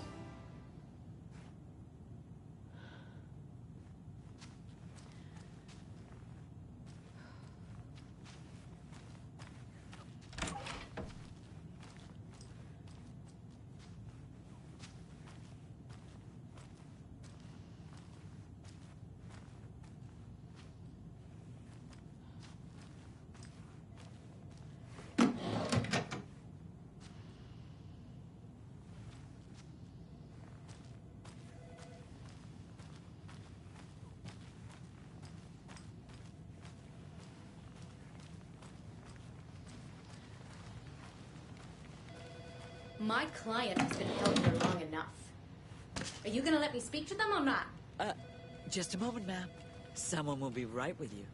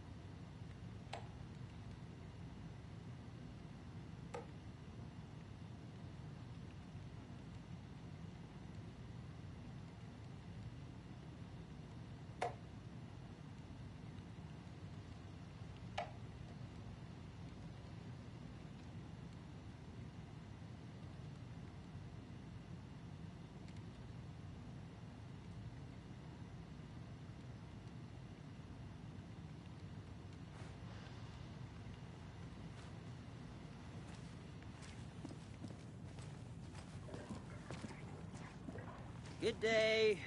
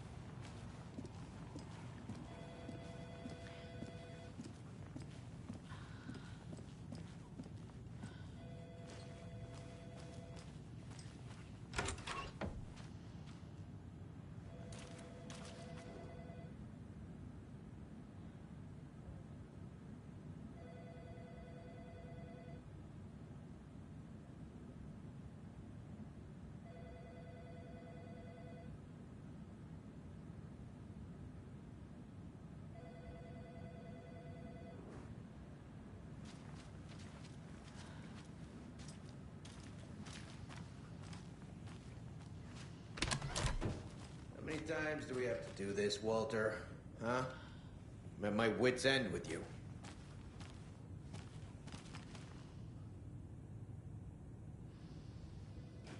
I want out! Something bad's going down. I can feel it. Let me out!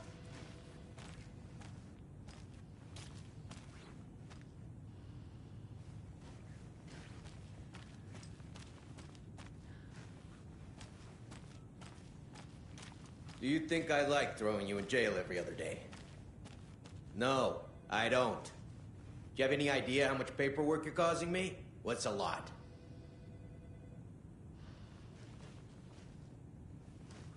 You can sit here and stew for a while. Think about your life choices, buddy.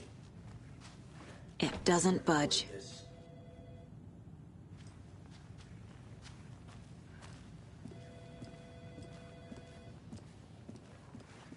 Nightingale and his cult are dangerous. We need to be prepared in case things escalate more than they already have.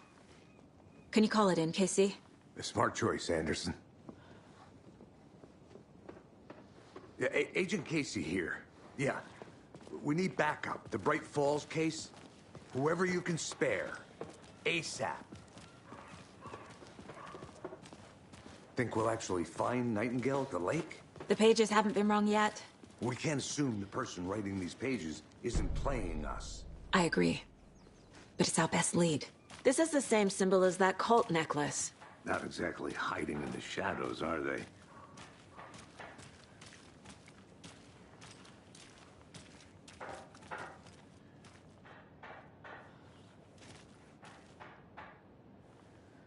I'm gonna take a quick look around. Meet you back at the car. See you in a bit. And boy, do we have some breaking news Welcome back, and boy, do we have some breaking news that's sure to knock your socks off. Davis Family Beef Jerky will now be available at the Sunday Market in 3 delicious flavors. That's right, our favorite sponsor, Davis Family Beef Jerky, can now be enjoyed in smoked hickory, teriyaki, and hickory teriyaki. I handed out samples here at the Valhalla Nursing Home and thought I'd catch up with one of our residents to get her thoughts. Donna, how are you? I've got chronic back pain from my spinal stenosis. Oh, dear. You know, when I'm feeling stiff, I find a light snack helps. So, did you try that beef jerky? No. Lunch is at 11, and I wanted to save my appetite because today was the fish soup with crackers. You're allowed up to 4 crackers, but I only take 1 unless I have a glass of cranberry juice. They ran out of cranberry juice at breakfast, which is at 7. I didn't take the oatmeal today because it makes me gassy before cribbage, and I can't So you didn't try the jerky? Got it. Well, that's too bad, Donna. Their new teriyaki flavor sure does hit the spot. They had teriyaki salmon with rice on Friday's dinner menu. Dinner's at 5, but we all know the salmon takes longer to prepare, and then you're late for bingo. And who needs all that spice? I agree. Teriyaki is a shit flavor. Who? Is that Tapio? How are you on the line? I couldn't end the call. You've been on the phone this entire time? Yes, and I hate teriyaki? Well, it's delicious on jerky. So, let's give a big thank you to Wendy Davis for these samples. Wendy? No, that can't be right. Wendy went missing in 2010. I heard she's dead. No, I'm referring to Wendy Davis from our sponsor, Davis Family Beef Jerky. Wendy Davis. That's the dead one. She's dead. Right. Well, that's our time. Remember to keep your coffee warm and your chin up because that sunshine's right around the corner. Pat Maine, signing off. Right. Well, that's our time.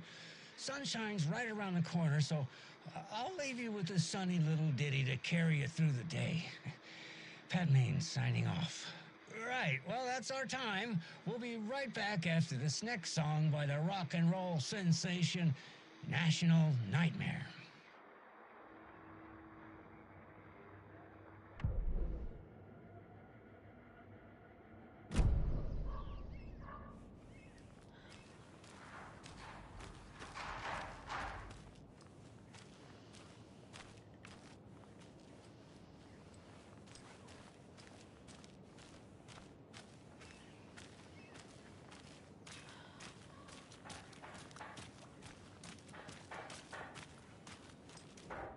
Merced won't roll over on the issues.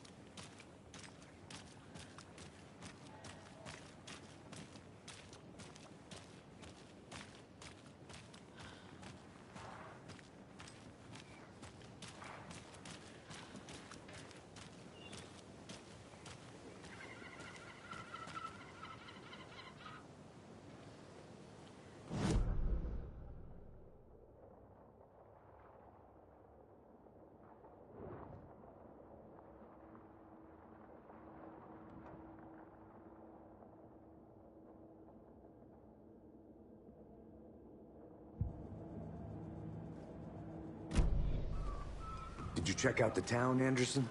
Just getting my bearings. Ready to go? Waiting on you.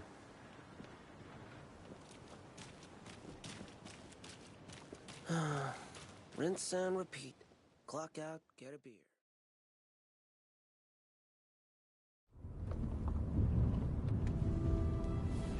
I need to come clean, Anderson. I know why Nightingale was here 13 years ago. He was chasing a writer, Alan Wake. Tammy mentioned him. She's writing a book on his disappearance. You know the detective character from his books, Alex Casey. Yeah, I've heard the jokes at the office. Cold case Casey. Murder case Casey. Sorry. Ha. It's the same name, similar job. It's the first thing anyone thinks of. It annoyed me, but that was it. Then, 10 years ago, I started getting strange letters in the mail. Fragments of prose describing murders. You've heard the stories about what happened in New York. Some of it, at least. Bodies started to pile up. It was a murder cult. Turns out the fragments sent to me were from the crime books of Alan Wake. The cult was copycatting the murders from the books. In their heads, they were performing a ritual to bring Wake back. Their imagined prophet. After that case, I started looking into Wake's disappearance on the side. And you thought this case might be connected to him? His name does keep popping up. I just wanted you to have all the facts. Next time, give them to me before we find ourselves in the middle of a horror story.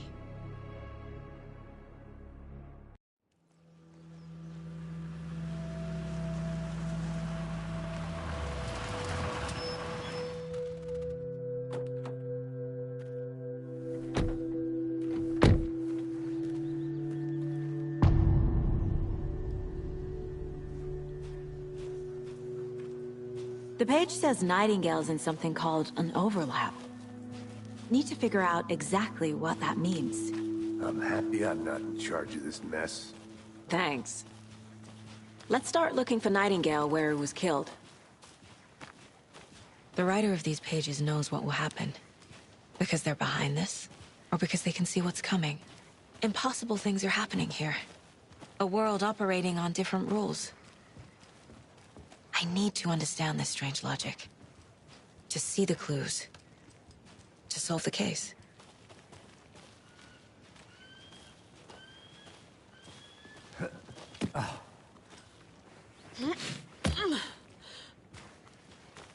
I've been thinking more about the cult of the tree.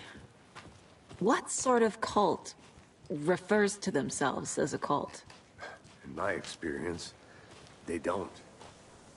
We're not seeing the full picture yet.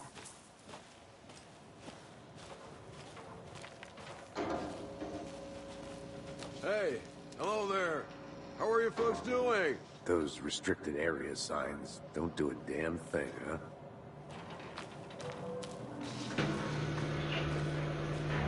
Hello. Saga Anderson. Are you two supposed to be here?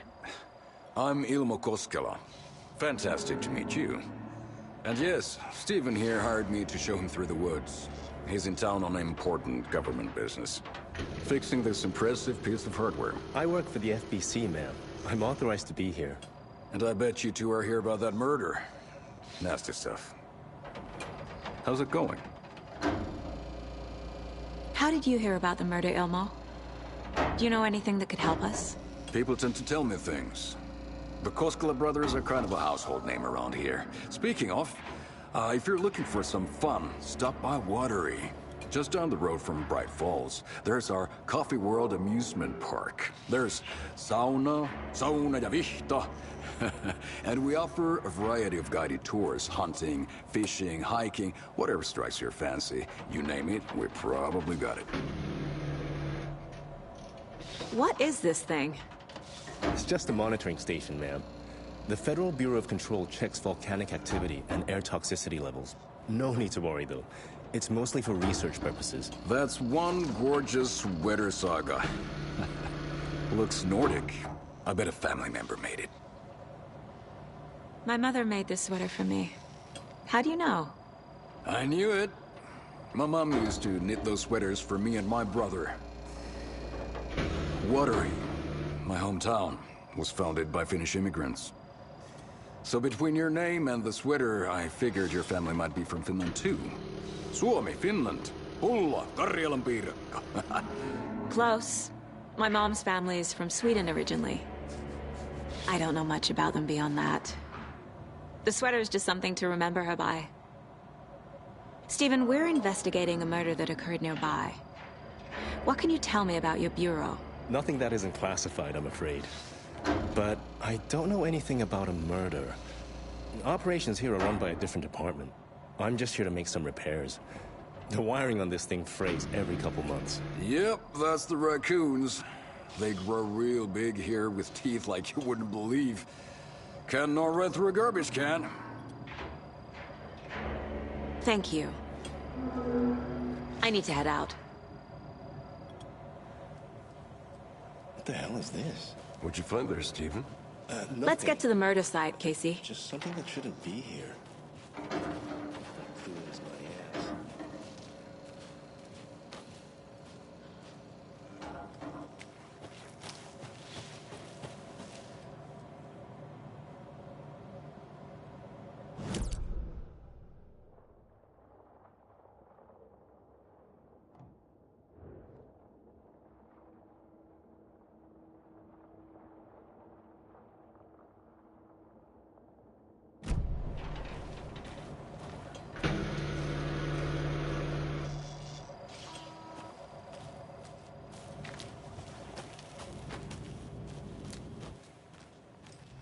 I'd be happy to get you VIP tickets to the Coffee World.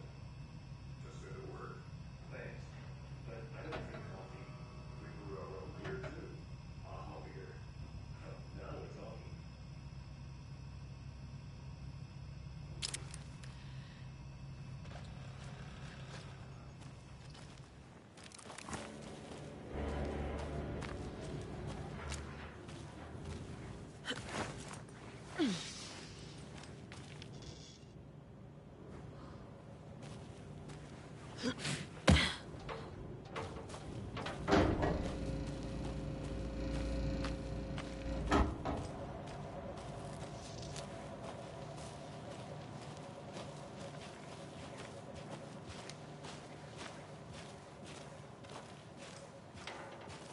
A lot of things about this case keep bothering me.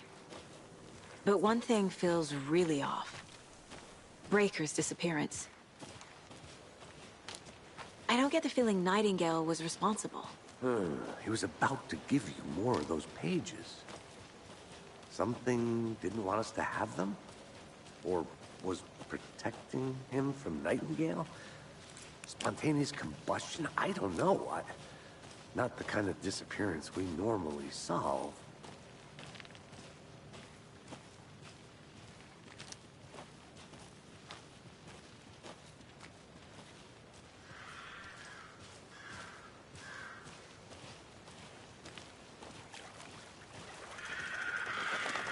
Our crime scene's drowning. I never minded rain. Feels like home. No sign of Nightingale. But the page did place him at Cauldron Lake, in an overlap. So how do we follow him there? Maybe something around here will tell us. We've seen this symbol before. Good eye.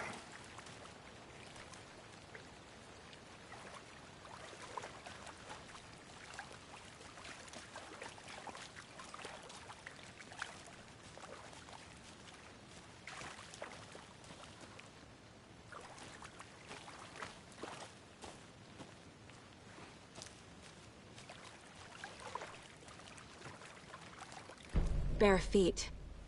Nightingale. I'll see where these footprints lead. Can you comb through the crime scene one more time, KC? Just in case? On it. If anything comes up, I'll radio you.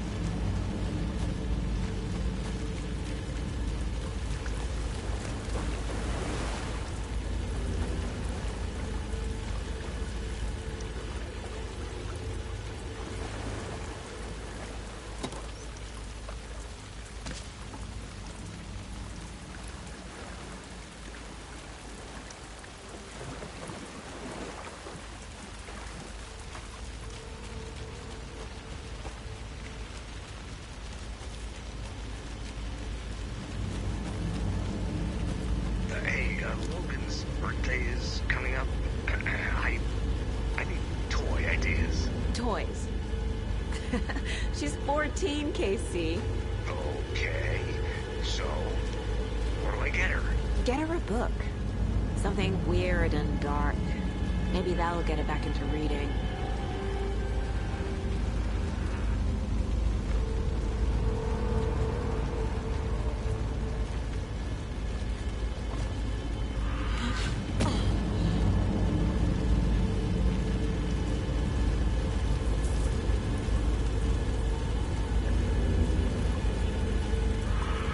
The tracks lead into the water. Where'd he go from here? I can feel something. A presence. Nightingale isn't far.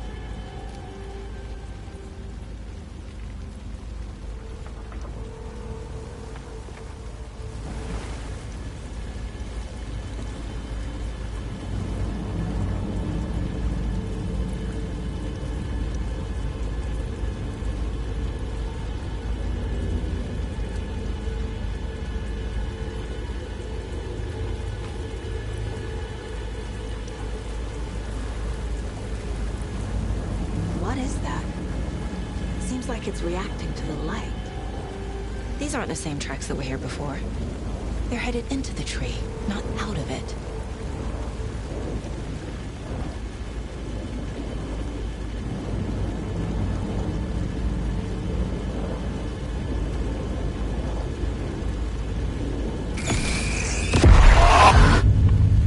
My flashlight burned the dark stuff away. It was covering another page. The fuse was in place. Saga stepped into the witch's hut. Inside, a bright light. There were objects that stood out to Saga, as if the light had manifested them. The witch's hut. Okay. I trust the pages to lead me to the overlap.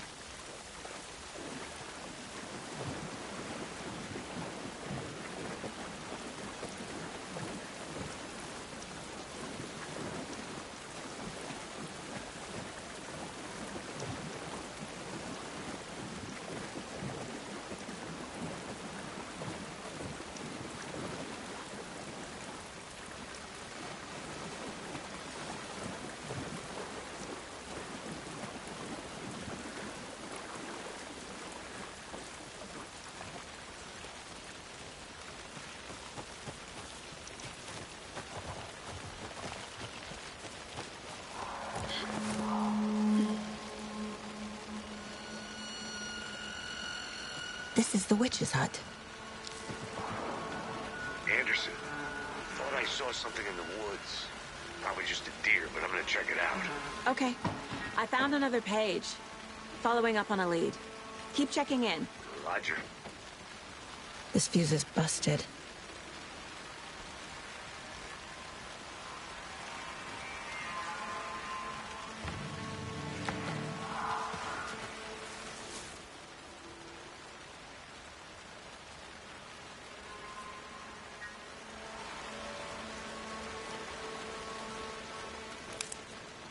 This one looks good. People should really stop littering, though.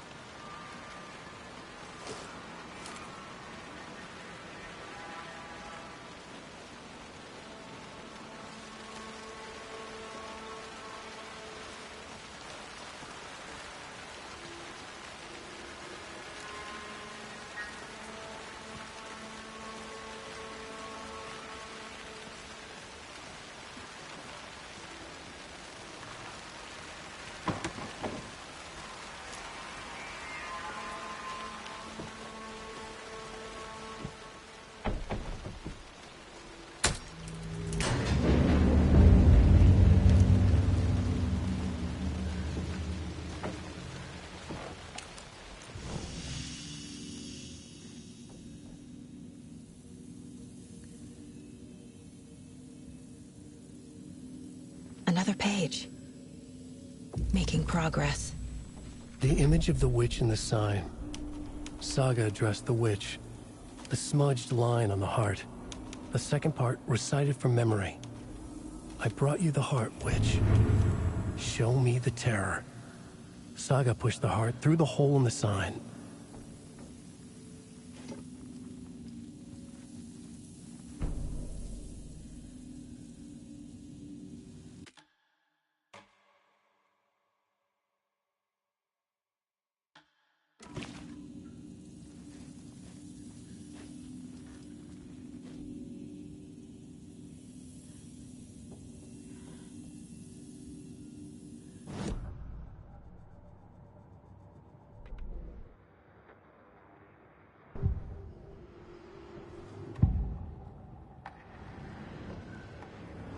I know Nightingale is somewhere around Cauldron Lake. The tree was a threshold. This place and the dark place. You're in over your head.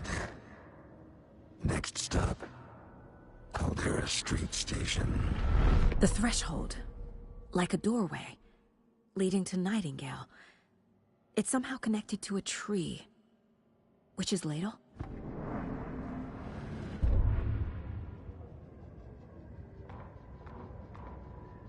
The fuse was in place. She found it among the junk in the forest. Saga stepped inside the witch's hut. Something rushed through her. A presence. Familiar. She couldn't quite place it. Something long forgotten. She tried to hold on to it, but it was already gone. Inside, a bright light. Saga felt safe. Like nothing could hurt her here. There were objects that stood out to Saga as if the light had manifested them. Pulled them from the darkness. A shift in reality, heavy with hidden meanings. A coffee thermos, a shoebox, a mop and a bucket, a poster on the wall, and in the cabinet, another manuscript page. Witch's Ladle, towering over Saga, watching her and the witch. The image of the witch in the sign, Nightingale's heart, a cold, dead lump in her hand. Her definition of sanity had changed since she arrived in this town. But she trusted the pages. Was forced to. Saga addressed the witch. She squinted to read the first part of the ritual words. The smudged line on the heart. The second part recited from memory. The words she had read on the page. I brought you the heart, witch. Show me the terror. Saga pushed the heart through the hole in the sign. This was the key. The tree was the threshold.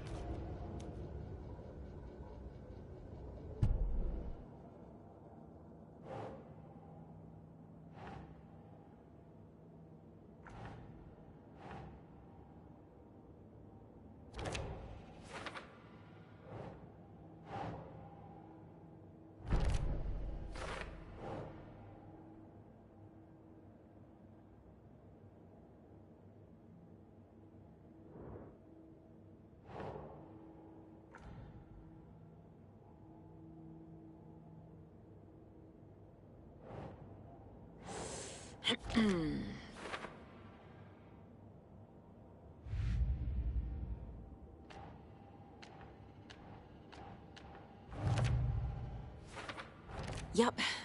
Already got the answers to these.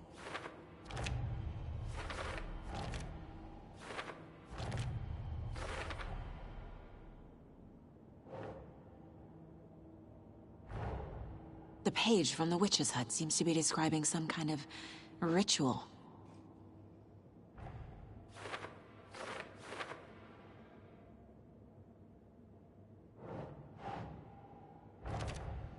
Nightingale's heart disappeared from the morgue.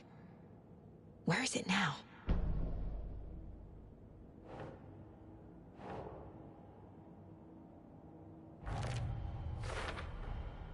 To get into the overlap, I need to find Nightingale's heart. Read the line imprinted on it, plus the line on the page to the witch's ladle sign. Then push the heart through the hole in the sign.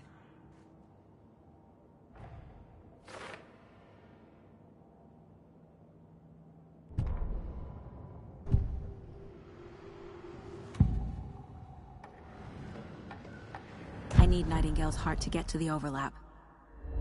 Where is it? The cultist isn't close. He was there, but he was risen. Nightingale was there. The opposite of sunspots. Who said that? That's not it. I don't have what I need to find Nightingale's heart. There must be more. Nightingale's heart. Where is it? While they played cards in the general store, the witch had stolen his heart. Get out of my house. Nightingale's heart is at the general store, in a fridge.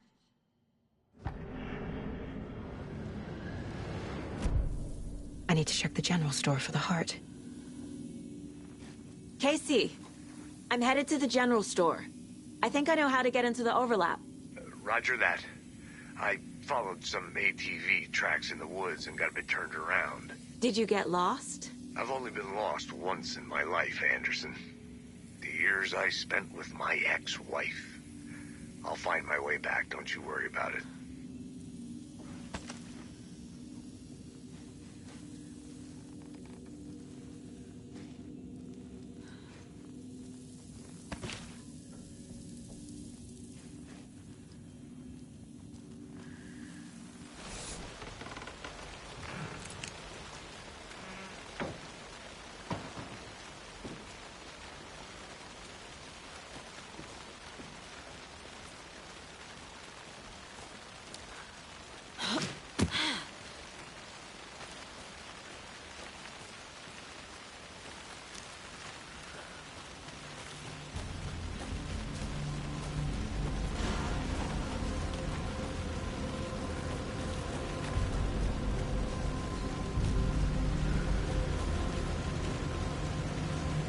Nightingale mentioned the general store.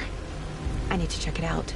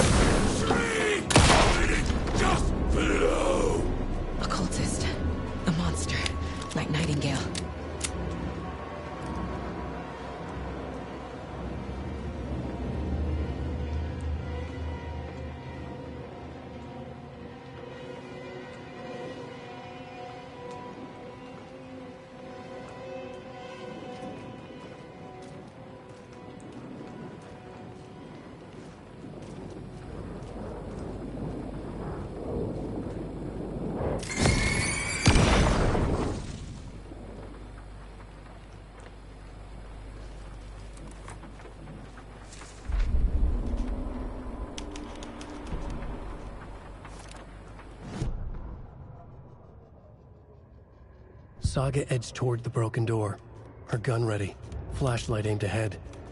Nightingale said it would be here. The Cauldron Lake General Store was overgrown, left to rot. Saga thought about the cult of the tree. They'd been here, waiting, planning a gruesome ritual murder. Meanwhile, they played cards in the general store, like it was just another late-night poker game. Saga stepped closer to the door. Had the animal broken it? There was a loud crash.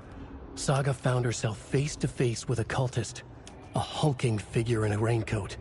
We watch in the night, wild eyes behind a plastic deer mask, an axe in his raised hand.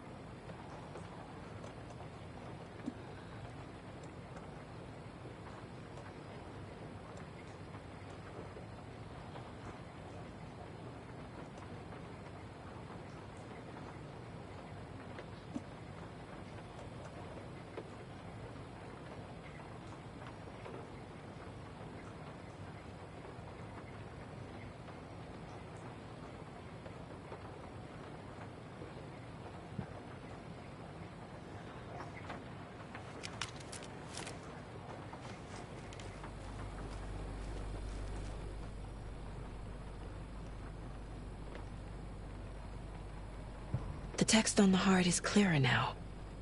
Legible.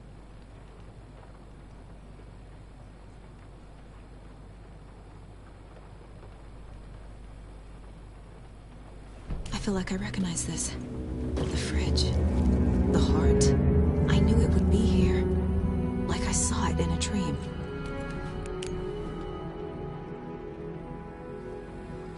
And now I need to give the heart to the witch. Makes total sense.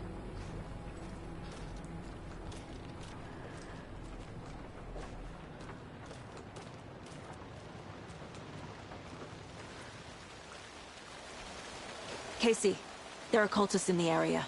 They're taken, like Nightingale. Watch yourself out there. Yeah, thanks for the heads up. I'm still finding my way back. You have the worst sense of direction. Any city in America I can get through drunk and blindfolded. It's these damn trees. Okay, okay. I'm en route to Witch's Ladle. I need to perform a ritual to open the overlap. This case just keeps getting weirder. But it is exciting.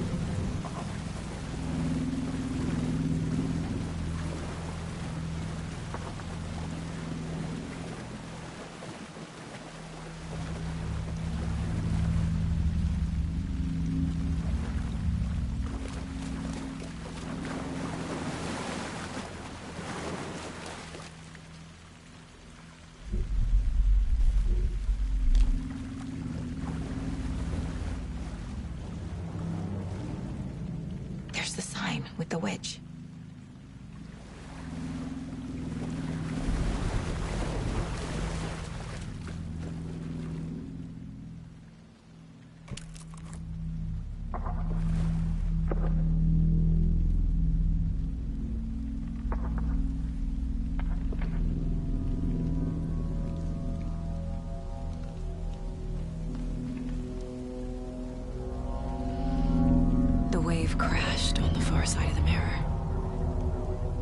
brought you the Heart Witch. Show me the terror.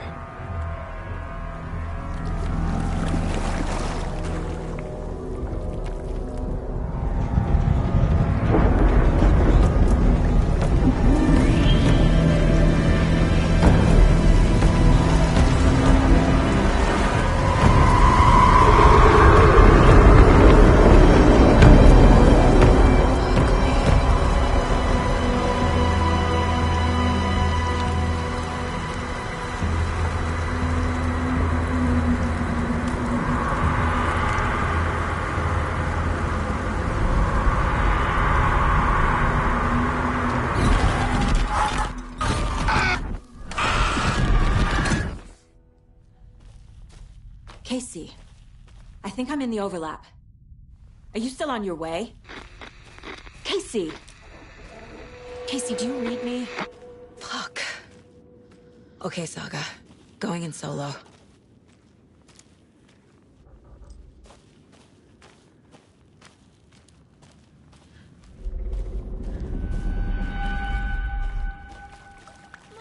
Logan? Logan! Where are you? What the fuck was that? Logan's back in Virginia. You're imagining things.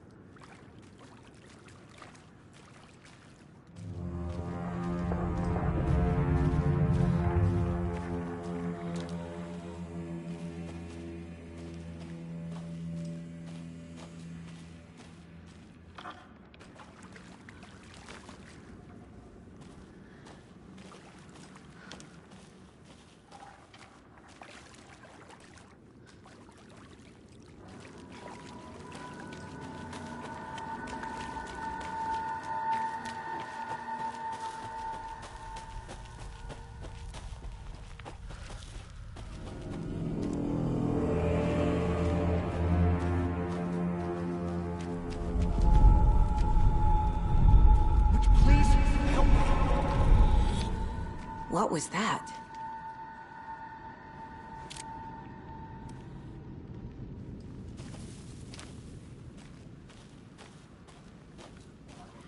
Wait. Did I get turned around? No, this is right.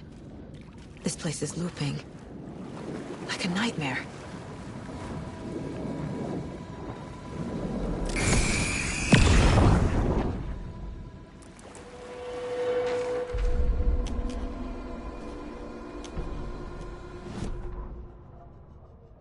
The Rider went into the lake, banished the dark presence. Taken still lurked in the woods. The dark place receded. The current pulled back those with darkness inside, into the lake. Nightingale was there, one of them.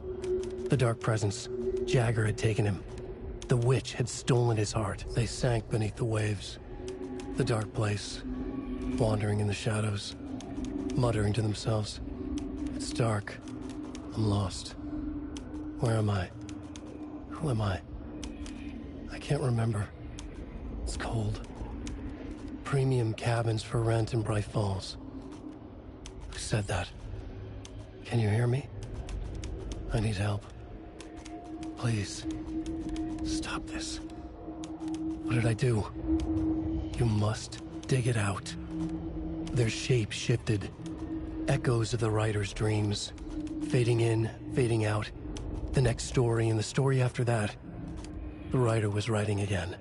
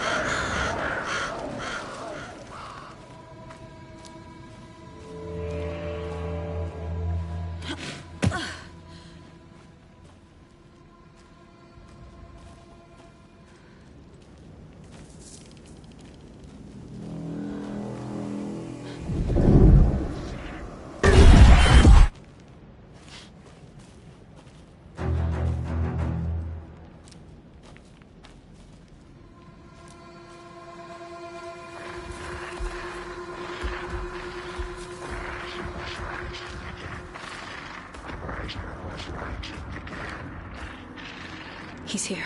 Nightingale.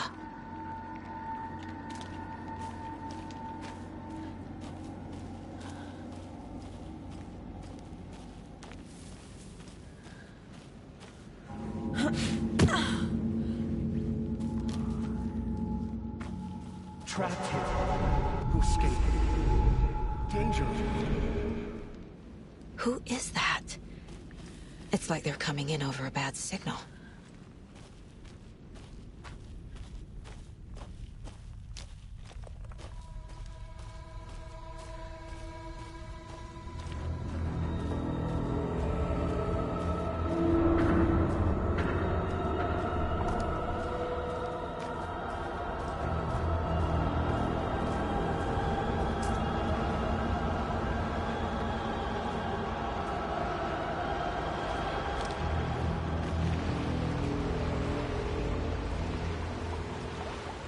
Nightingale's badge.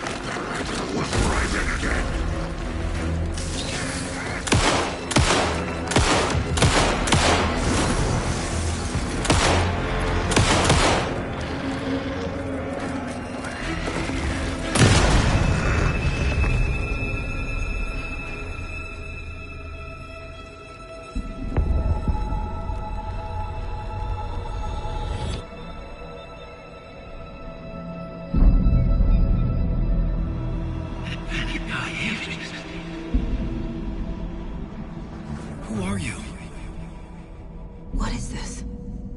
Who are you? Hear me. I'm Saga Anderson, FBI.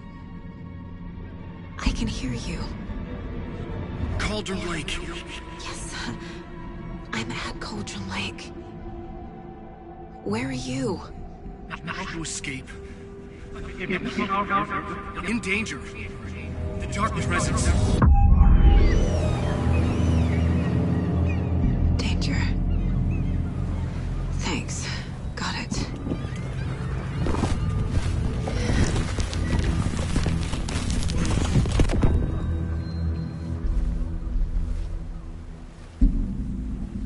Hey!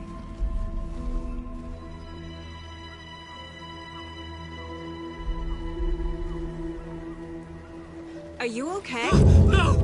It's my fault! It got out with my face! Scratch! Sir, calm down. I'm gonna need you to take a breath. He's changed the story. The Dark Presence. We must stop it before... Easy now. First things first. What's your name?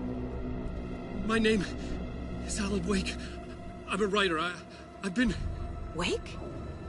Where did you come from? You've been missing for 13 years. 13.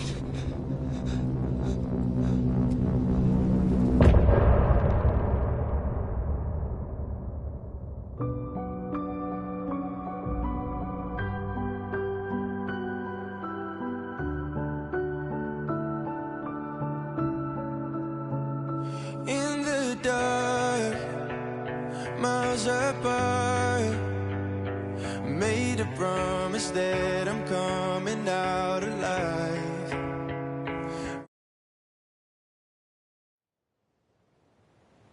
Anderson, where did you go? All of a sudden the radio stopped working and then the flooding just disappeared. Crazy forest. Is this who I think it is? Casey, say hello to Alan Wake. Mr. Wake, this is Special Agent Alex Casey. He'll escort you to our car. Casey, I'll meet you there, right after I take a look around. If the flooding's receded, there might be evidence we missed earlier. Okay. See you there. Alex Casey? How... Am I still... Is this the dark place? No, it can't be. I got out. Yeah, the PI from your books has the same name as me. Great. Moving on. It's a bit of a hike to the car, Wake. Get your bearings, then we'll head out. I need another minute. Cauldron Lake. I thought I'd never see this place again. Take your time. But you should know these woods aren't the safest. Yeah. It's getting dark. You have a flashlight? It's not safe without a light. I have a light. And a gun. You can relax, Wake. And pages. If you see pages of writing anywhere, you must take them and keep them safe. Our lives could depend on it. They have vital information. We know about the pages, Wake. We'll keep an eye out for them. Okay. Okay, just give me a moment. It's okay. Take your time.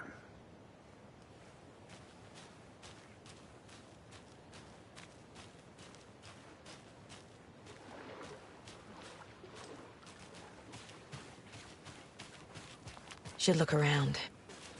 With the flooding gone, could be further clues out there. The flooding disappeared very suddenly.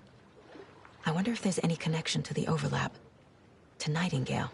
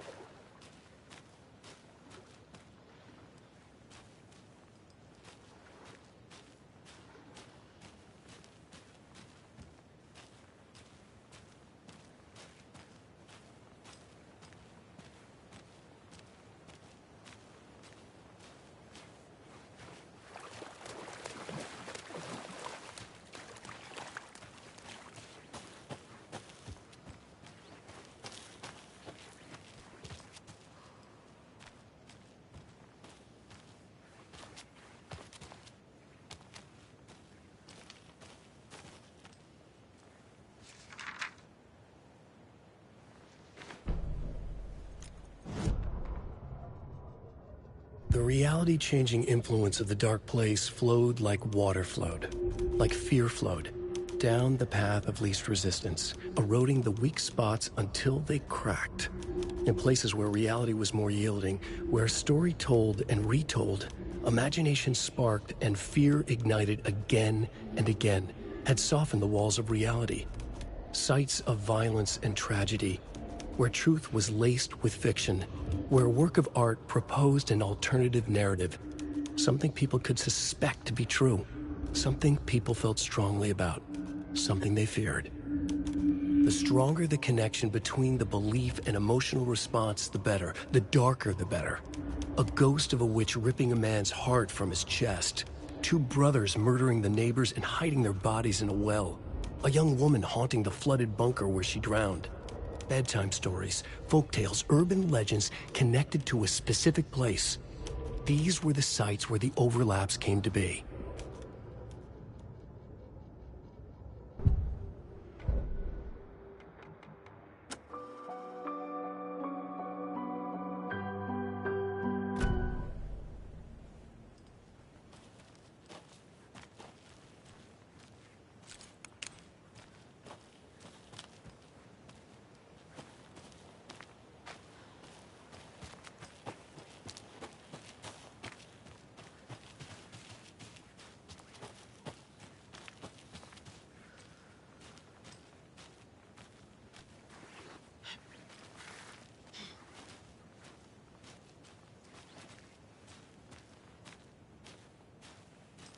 A locked box. Is that the cult of the tree symbol on it?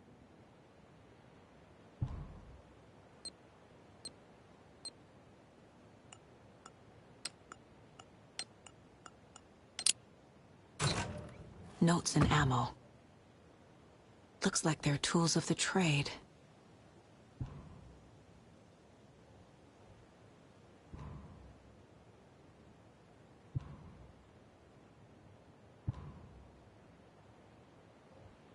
The cult doesn't see their victims as people.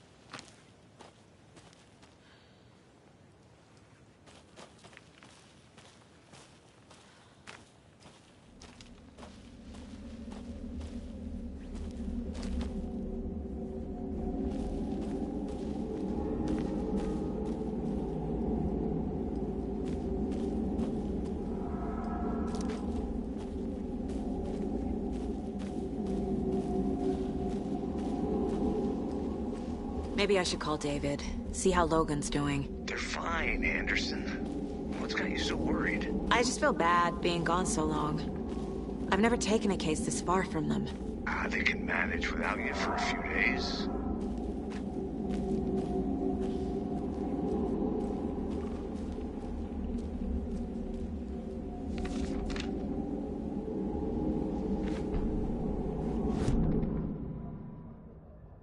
He'd been on the trail of the writer forever. The writer he despised. Hemingway, Bukowski, Wake. I'll get you. I'll find you. I'll make you pay. You're in over your head. He descended into the tunnels, from the Dark City, into the ocean of darkness. Next stop, Caldera Street Station. Something, a presence, rumbled. Not a train. Shadows shifted on the platform. The writer's cult waited for him there. The cult of the word. Occultists lean close. I carry his words close to my chest now. You're not allowed in the lake until he says otherwise. He'd be caught, murdered. They got him. They didn't get him. He was reborn out of hate. He was there, but he was risen. Sent to find the light switch up from the lake that was not the lake.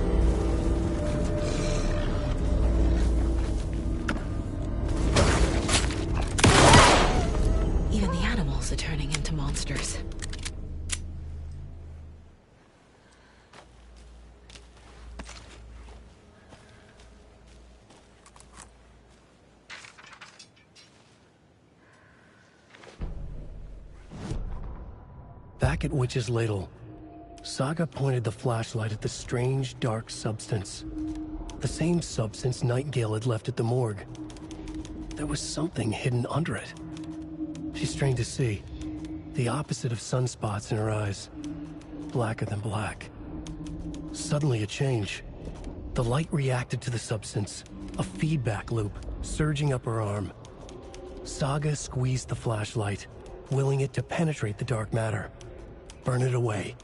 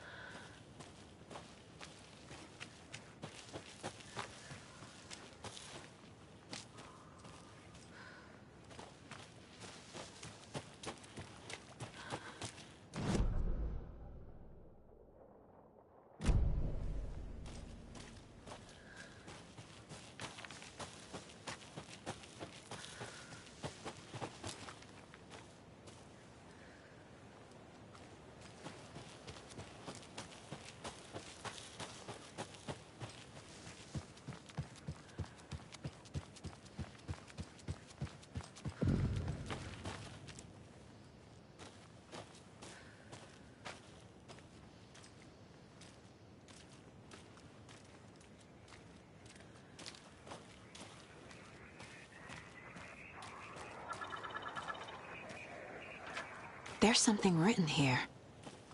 A poem? Or a riddle? Reminds me of the nursery rhymes I read to Logan when she was little.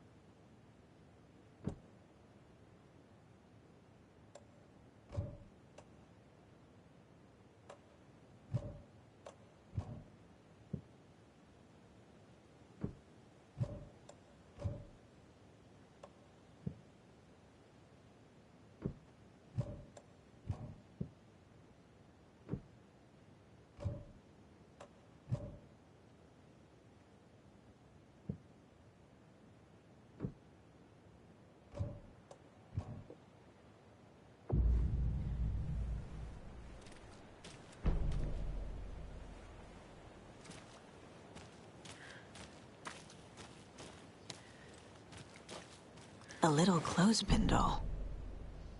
Perfect weird souvenir for Logan.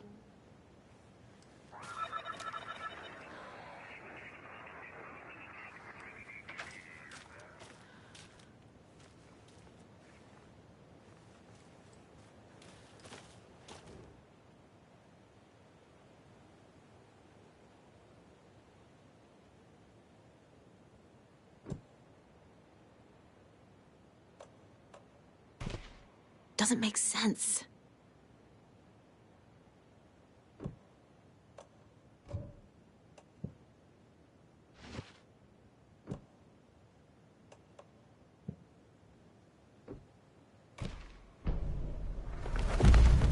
Something feels different. I should look around.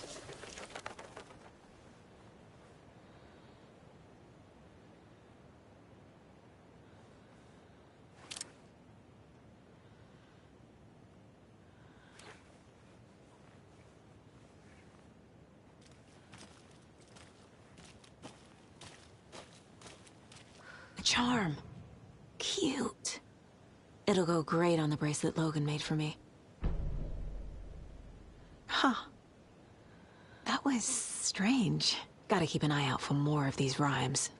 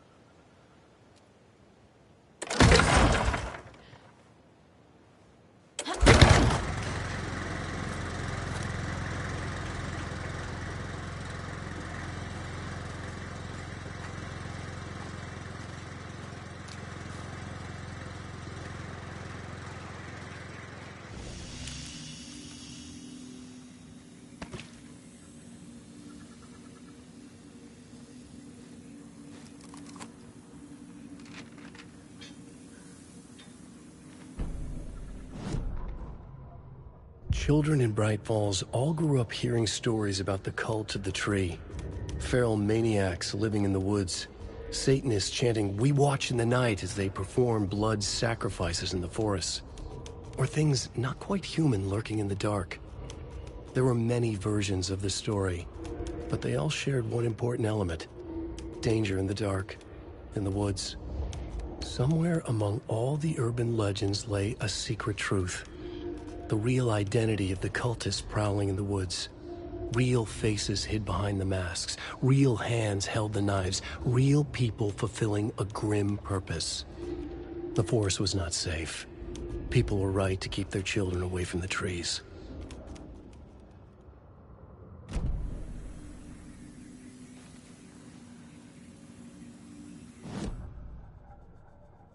Shouldn't spend time on old questions.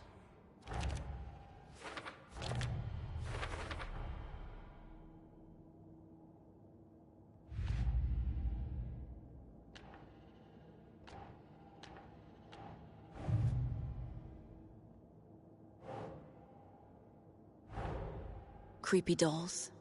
Mysterious rhymes. No weirder than anything else going on, I guess.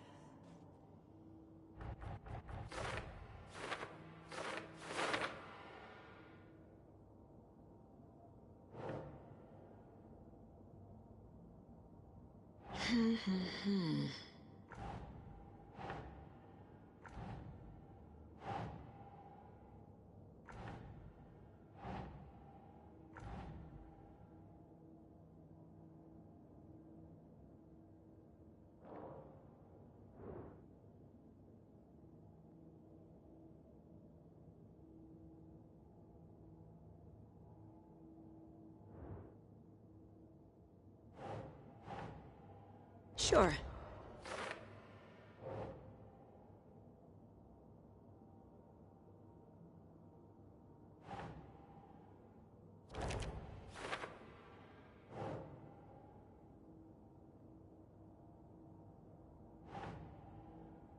Think.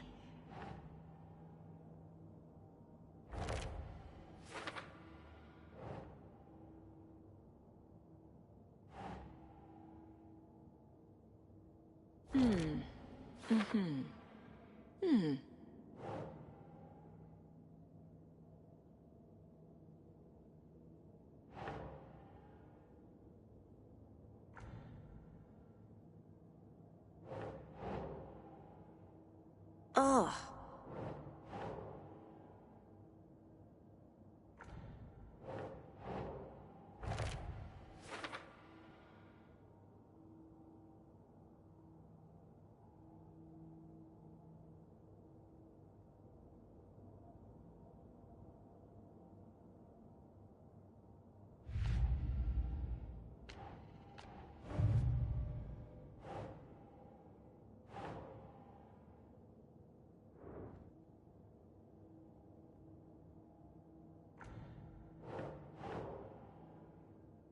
Makes sense.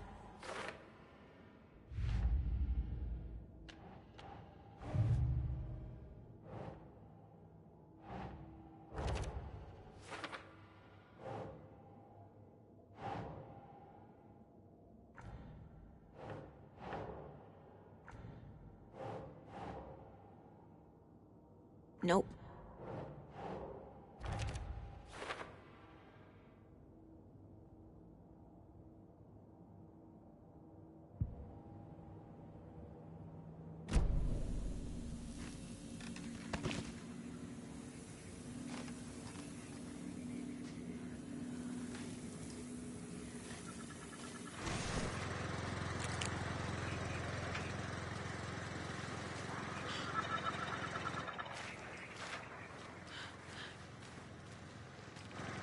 Another one of those rhymes.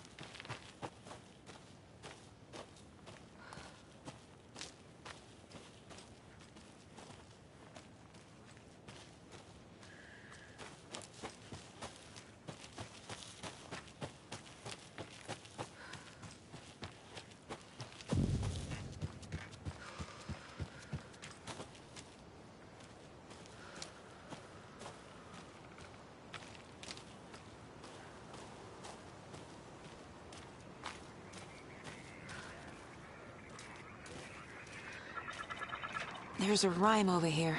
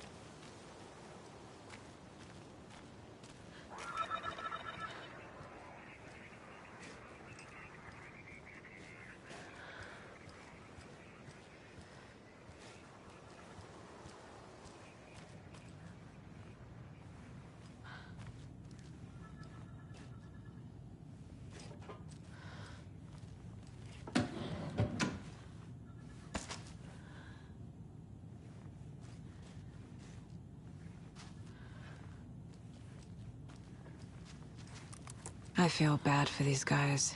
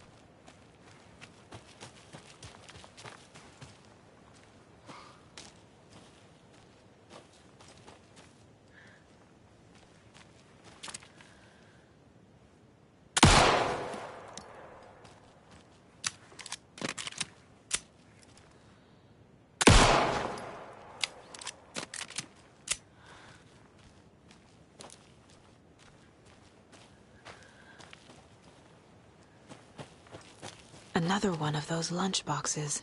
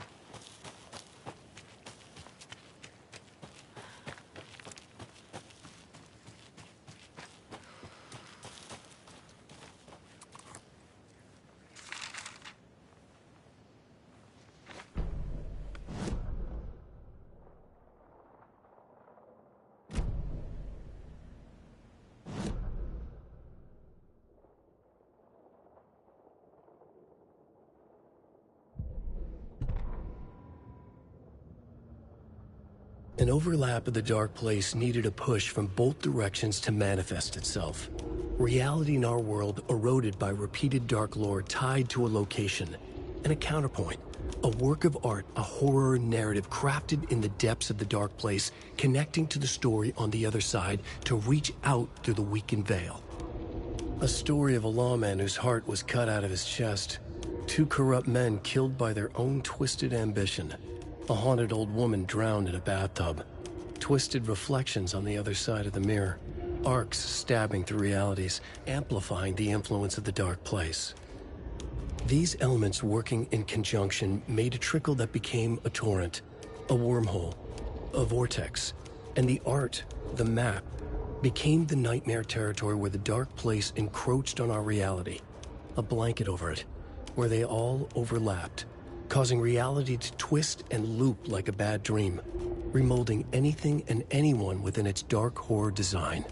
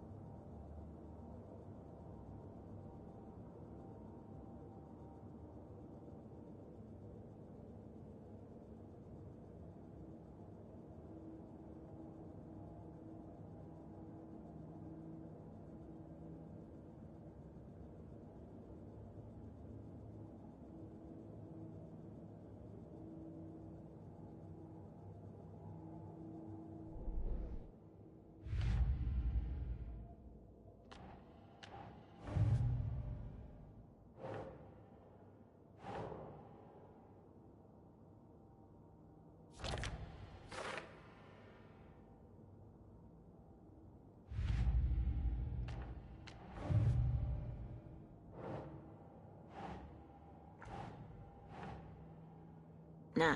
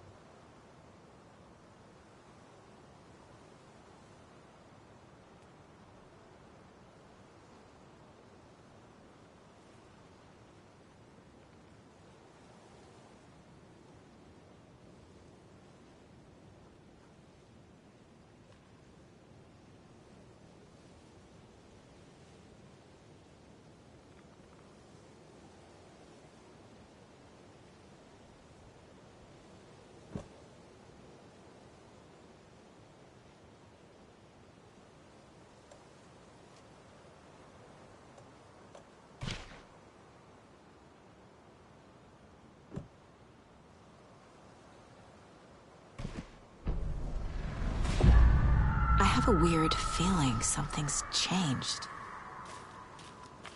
What is this? Oh, damn.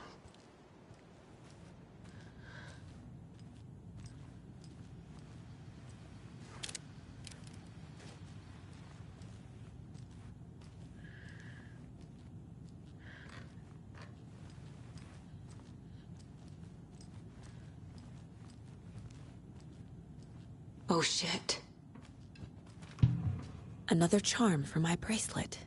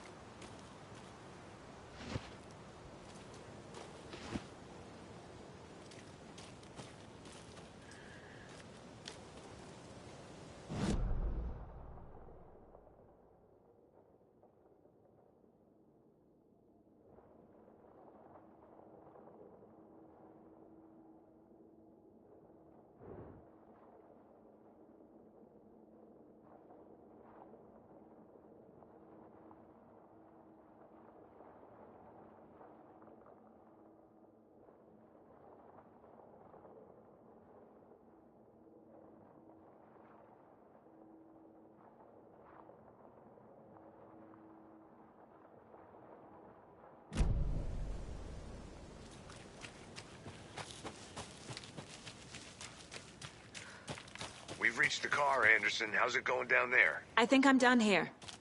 I'll meet you at the parking lot.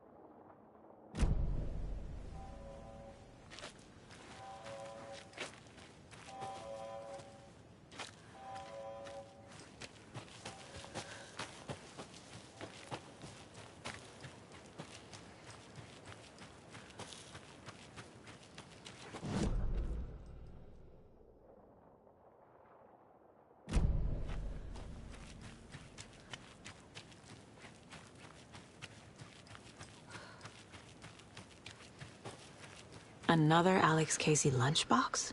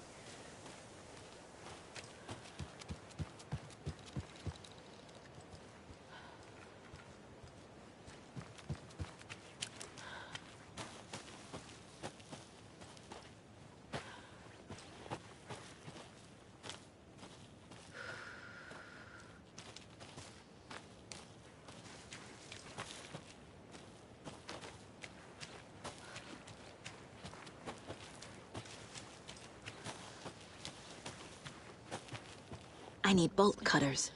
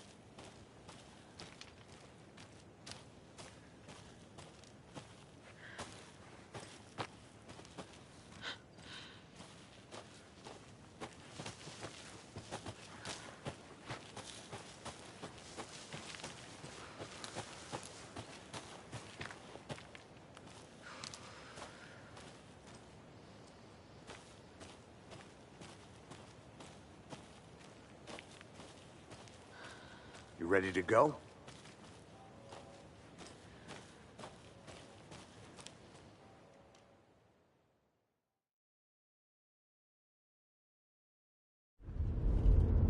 Mr. Wake, we're taking you back to our field office in Bright Falls. You can freshen up there, and then we'll talk properly.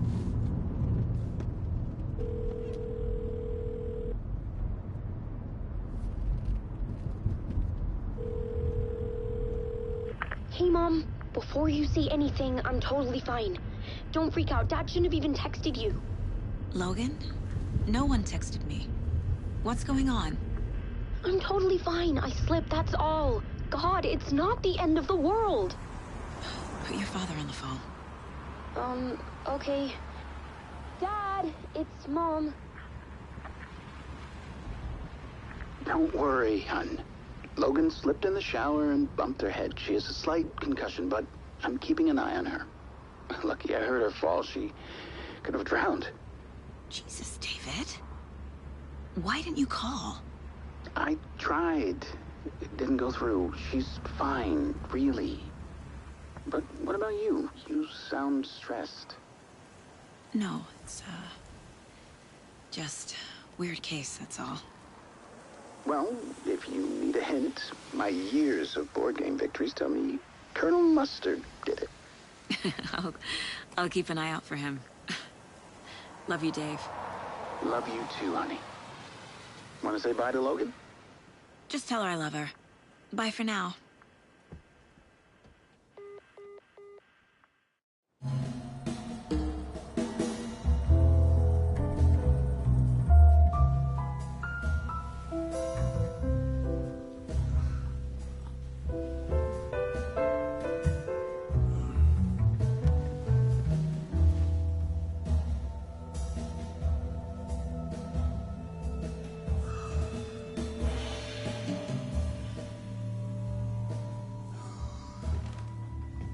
Is there anyone you'd like us to reach out to, Mr. Wake?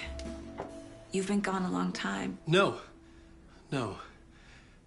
They'd be in danger. It'll come for me. Okay, let's talk about something else. Robert Nightingale. Do you know him? You were both here in 2010.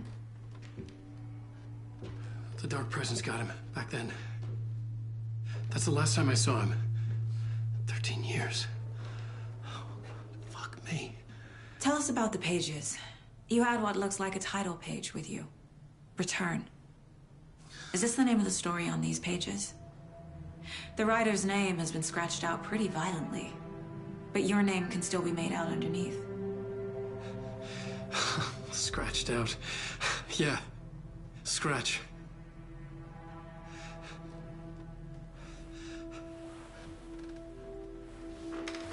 Did you write these pages, Mr. Wake? I'm trying to remember. It's a crazy jumble, like a nightmare. It doesn't make sense.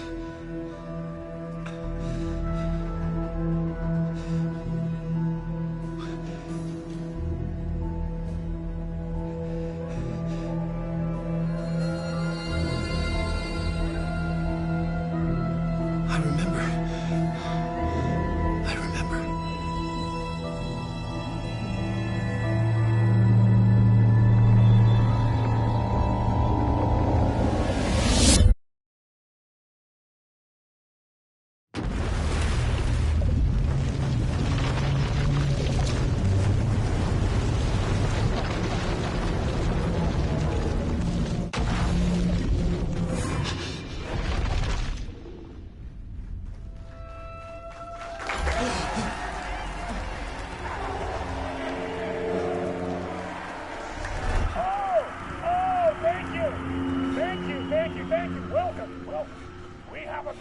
for you here tonight. Alan Wake is here. Alan Wake, one of my all-time favorite writers and guests on the show. He's here to talk about his latest book. And as usual, our house band, Old Gods of Asgard, is here. Take it away, you crazy Vikings! Was I on a talk show tonight? Waking up in places with no memory of how I'd gotten there. It was out of control. I didn't need another mugshot in the fucking tabloids. Had I already done the show? Was that a recording?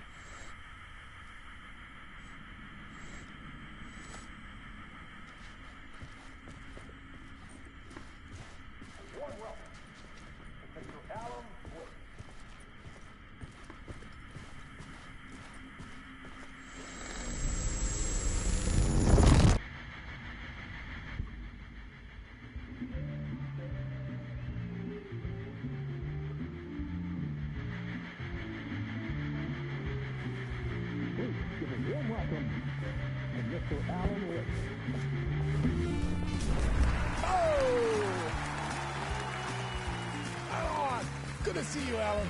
Great to see you. Welcome back to the show. Come on, sit down. Woo! Oh, man. It is so good to see you, Alan. This must be an exciting time for you. Tell me, does it ever get old? Sorry, does what get old? Publishing a new book. Are you okay there, my friend? You look like you've been cooped up in the writer's room for a few too many years. This is exactly how I feel.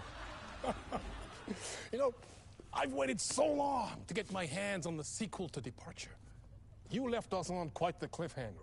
We've all been dying to know what "it's not a lake, it's an ocean" really means. You and me both. Well, our wait is over. Your new book, Initiation, hits the shelves tomorrow. What?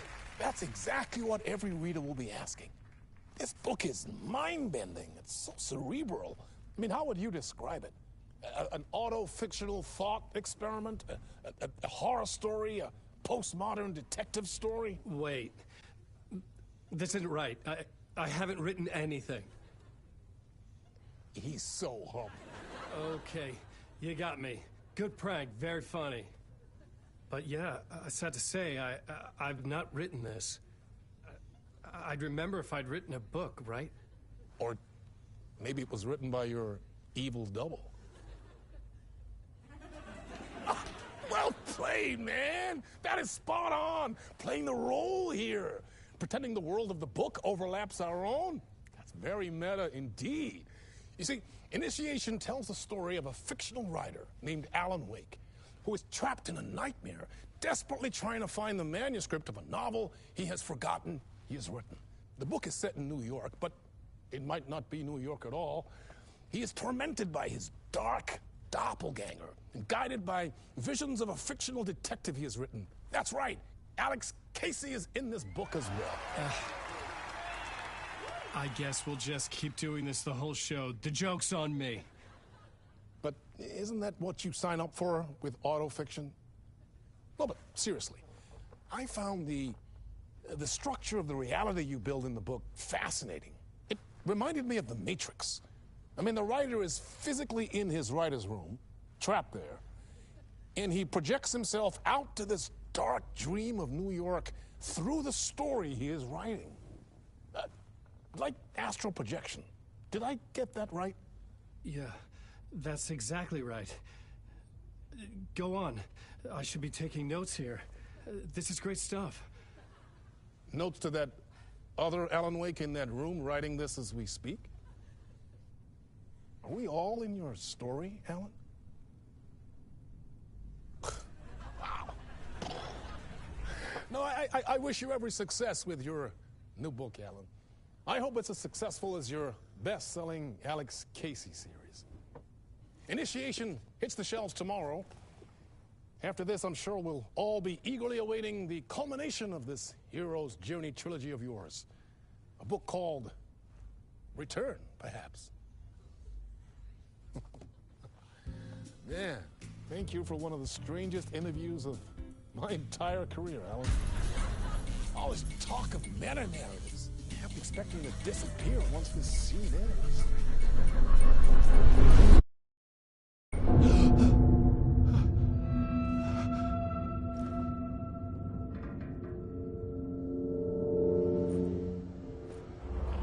Hello? I'm losing it. Something's not right here. I needed to get home. To Alice.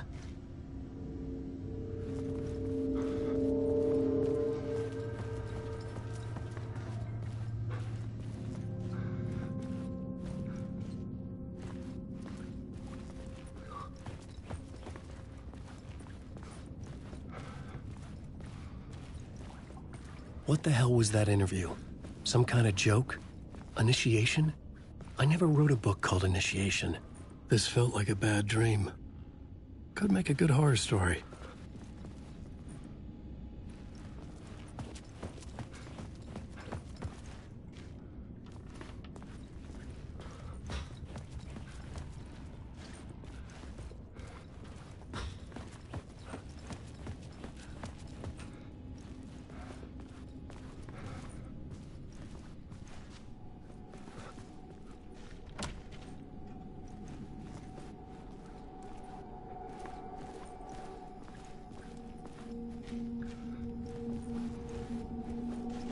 Old Gods of Asgard. That name sounded familiar.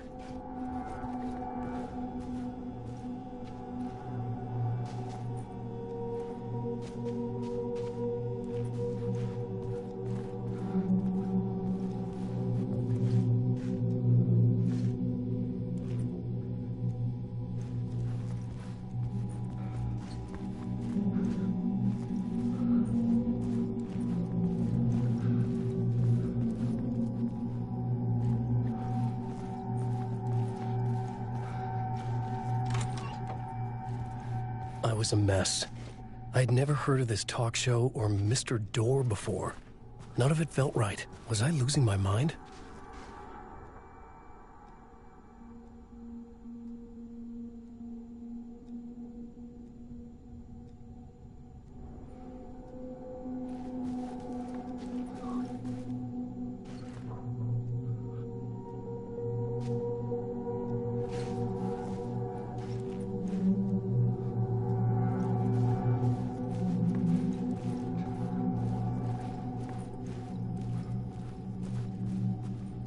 Hey!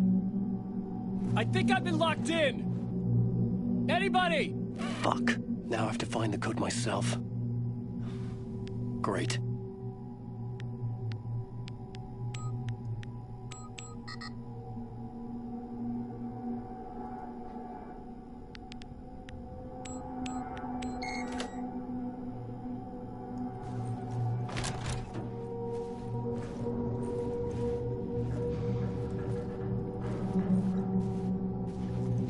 There was something here.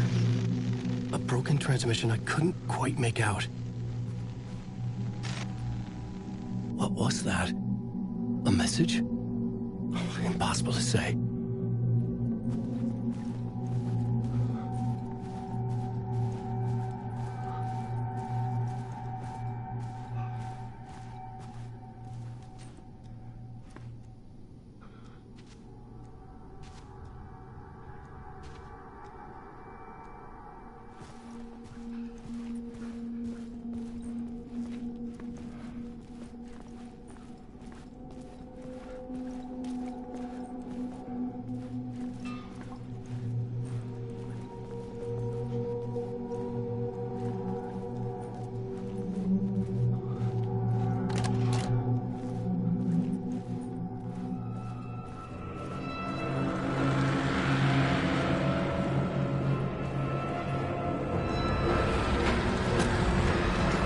Something in the studio with me.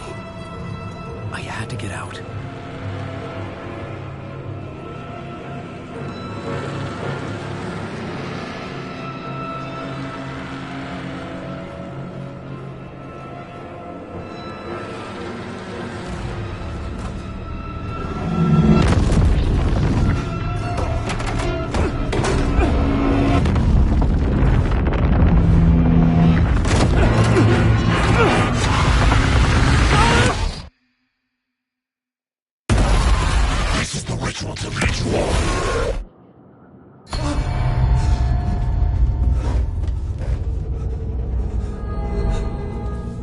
Waking up from the nightmare, I felt like a drowning man gasping for air.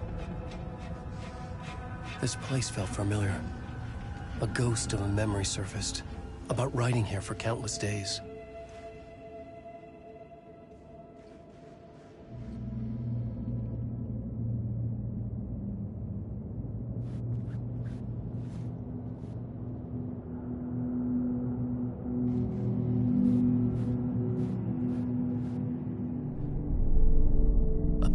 For mapping out a story.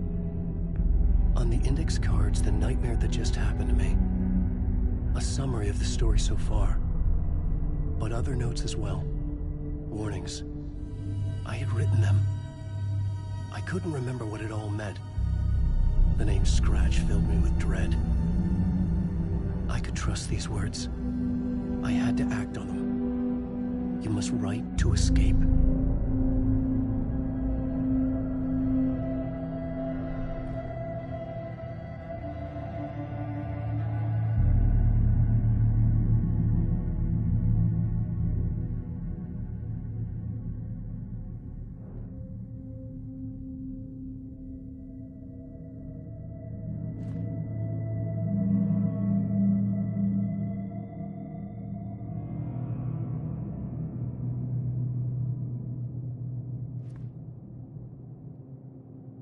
I had to write more.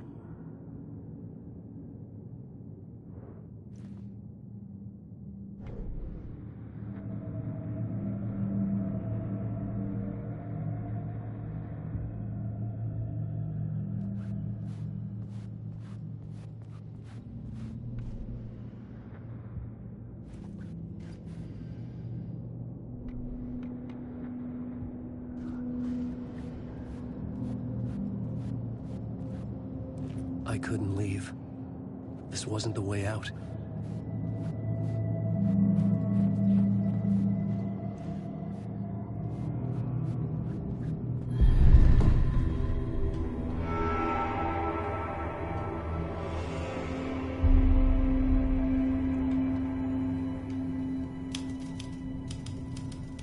I didn't remember much, but I knew my thoughts and ideas could manifest as reality in this dark place.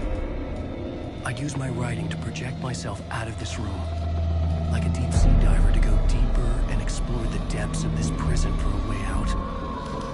This room was my boat. Writing was my lifeline. I would start again at the talk show.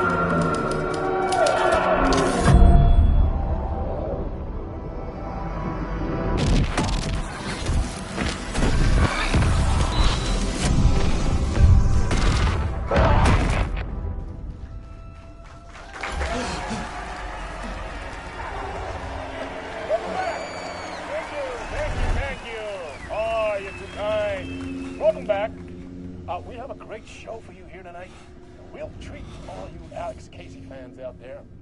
Alex Casey himself is here tonight. That's right. Sam Lake, ladies and gentlemen. The actor who has given his face to the famous detective in the film series. And of course, we have Alan Wake here. The best-selling writer, the books, the films are based on. Let's do this!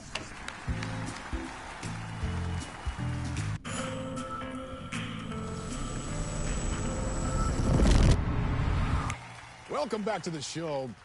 So, Alan, as the creator of the character, how do you feel about this? Sorry, what? I know it can be an awkward question with the man sitting right next to you, but I mean, how do you feel about him in the role of Casey? Does he look the part to you? He looks exactly like I always imagined Casey to be. It's uncanny. Thank you. That means so much to me. I'm a huge fan of your books. So, what's the problem, Alan? Because on more than one occasion, you voiced your reservations about the adaptations. It's not that. They're their own thing. They've gone with choices that are different from mine. I feel protective about my stories, and these adaptations... I don't know. I guess I just wish I could have been more involved in making them. Well, In that case, you won't have seen this either.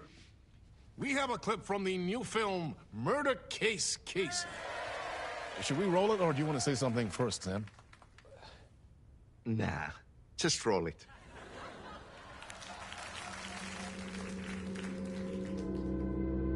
This city was an old scar that refused to heal. The rain made it fester. It needed the sun, but there was only the night. I was tired. Insomnia covered me like a plastic film. I was watching the world through a rain-slick window, my own reflection haunting the view. I was trying to track down a missing writer. My only clue was a table lamp, shaped like an angel. The only thing to shed light on this sordid mystery.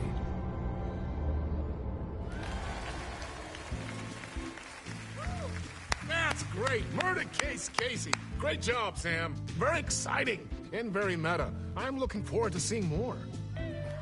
Wait, stop. What was that about a writer? About a lamp?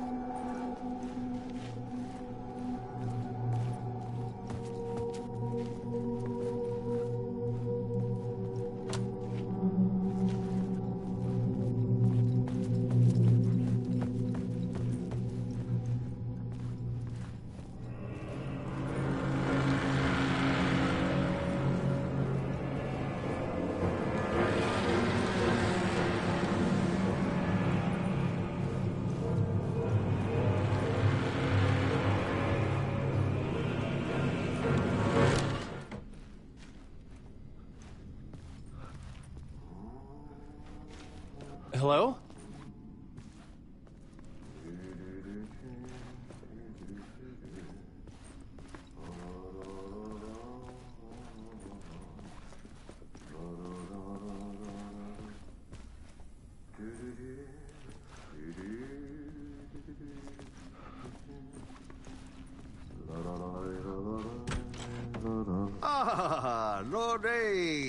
there you are, Tom. Oh, not so much evil that not a bit of good as well. Not one without the other. Good to see you. Hey, I can't seem to find my way out of here. Can you point me to the exit? No, totta helvetissä. Of course, Tom. The work will instruct its maker. I was gonna get something from the basement for you, but you can get it yourself now. The more cooks, the worse the soup. What do you want me to get from the basement? And my name's Alan, not Tom. Ja, mutta katoppa, kun a man, but a man with a tool makes two, Tom. Eikö niin? And a man with a tool can build his own exit. It's in a shoebox, in the basement where you left it. Safe as in the Lord's purse. Here's the key.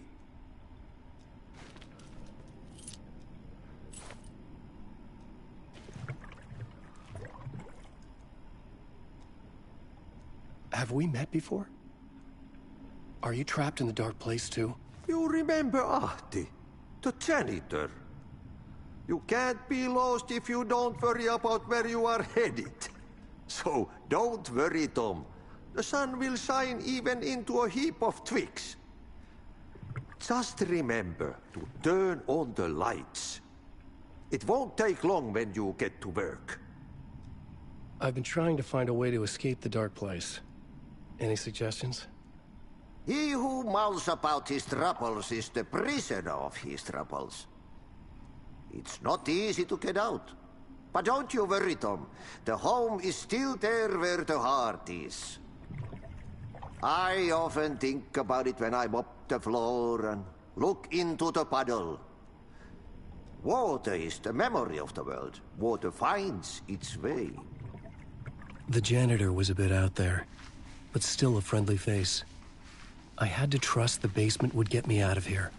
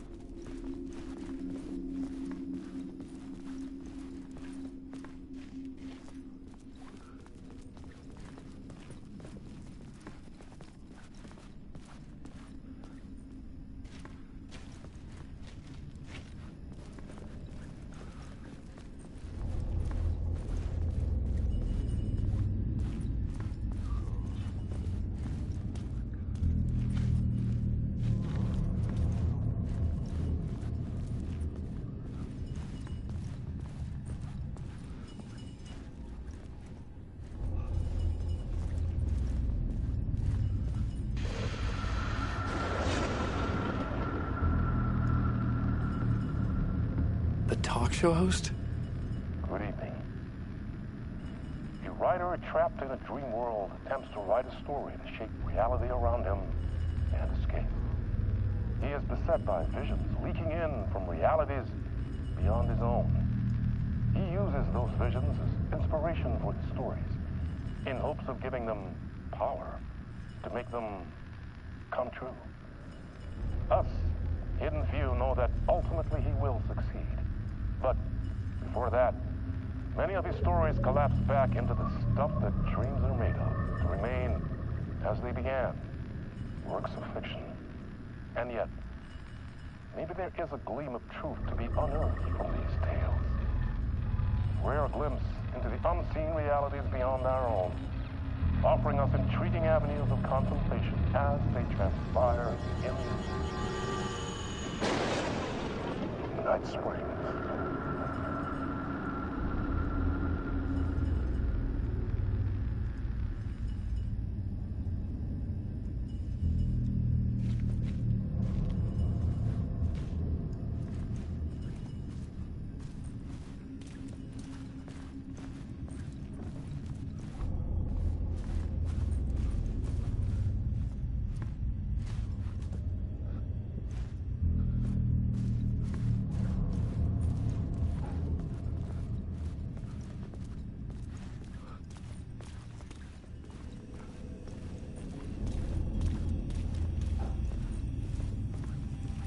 An old lamp in a shoebox. Was this what the janitor had left for me?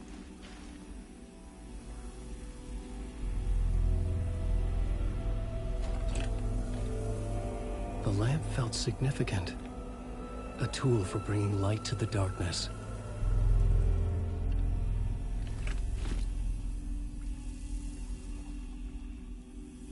I felt a magnetic pull between the lamp and the light overhead.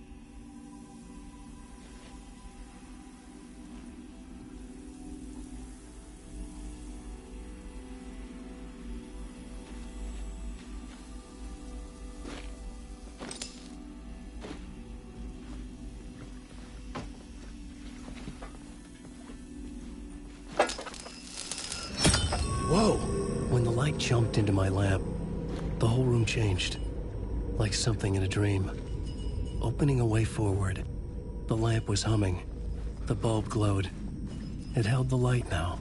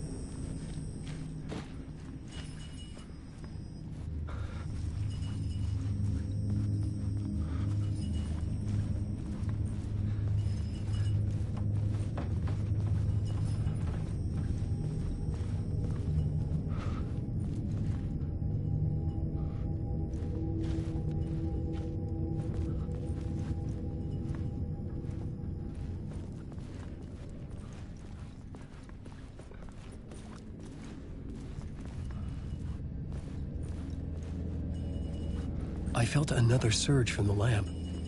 I could use it again. The glow in the lamp went out, shifting the light in the room. The light carved out something new from the darkness.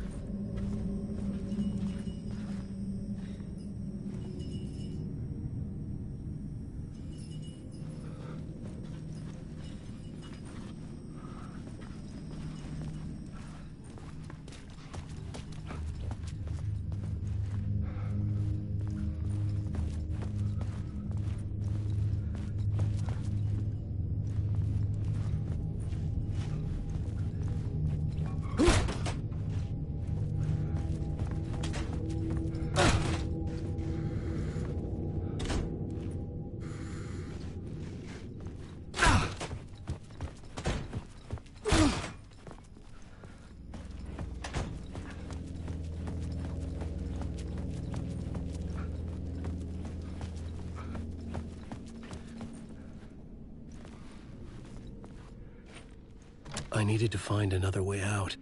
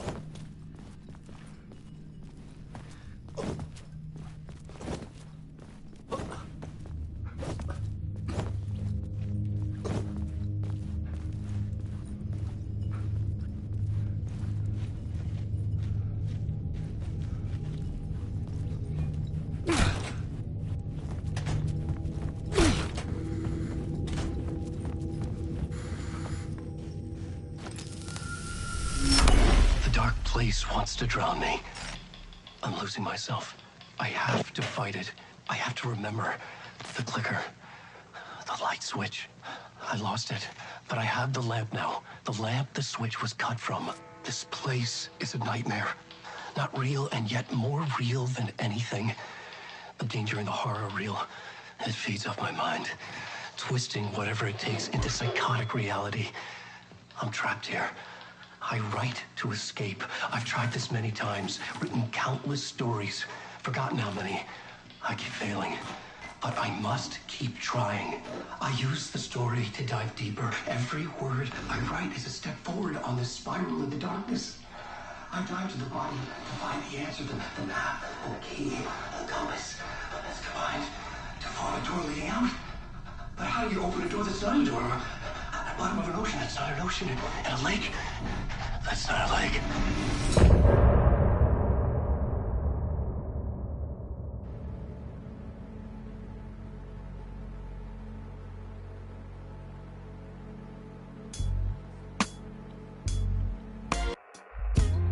Some say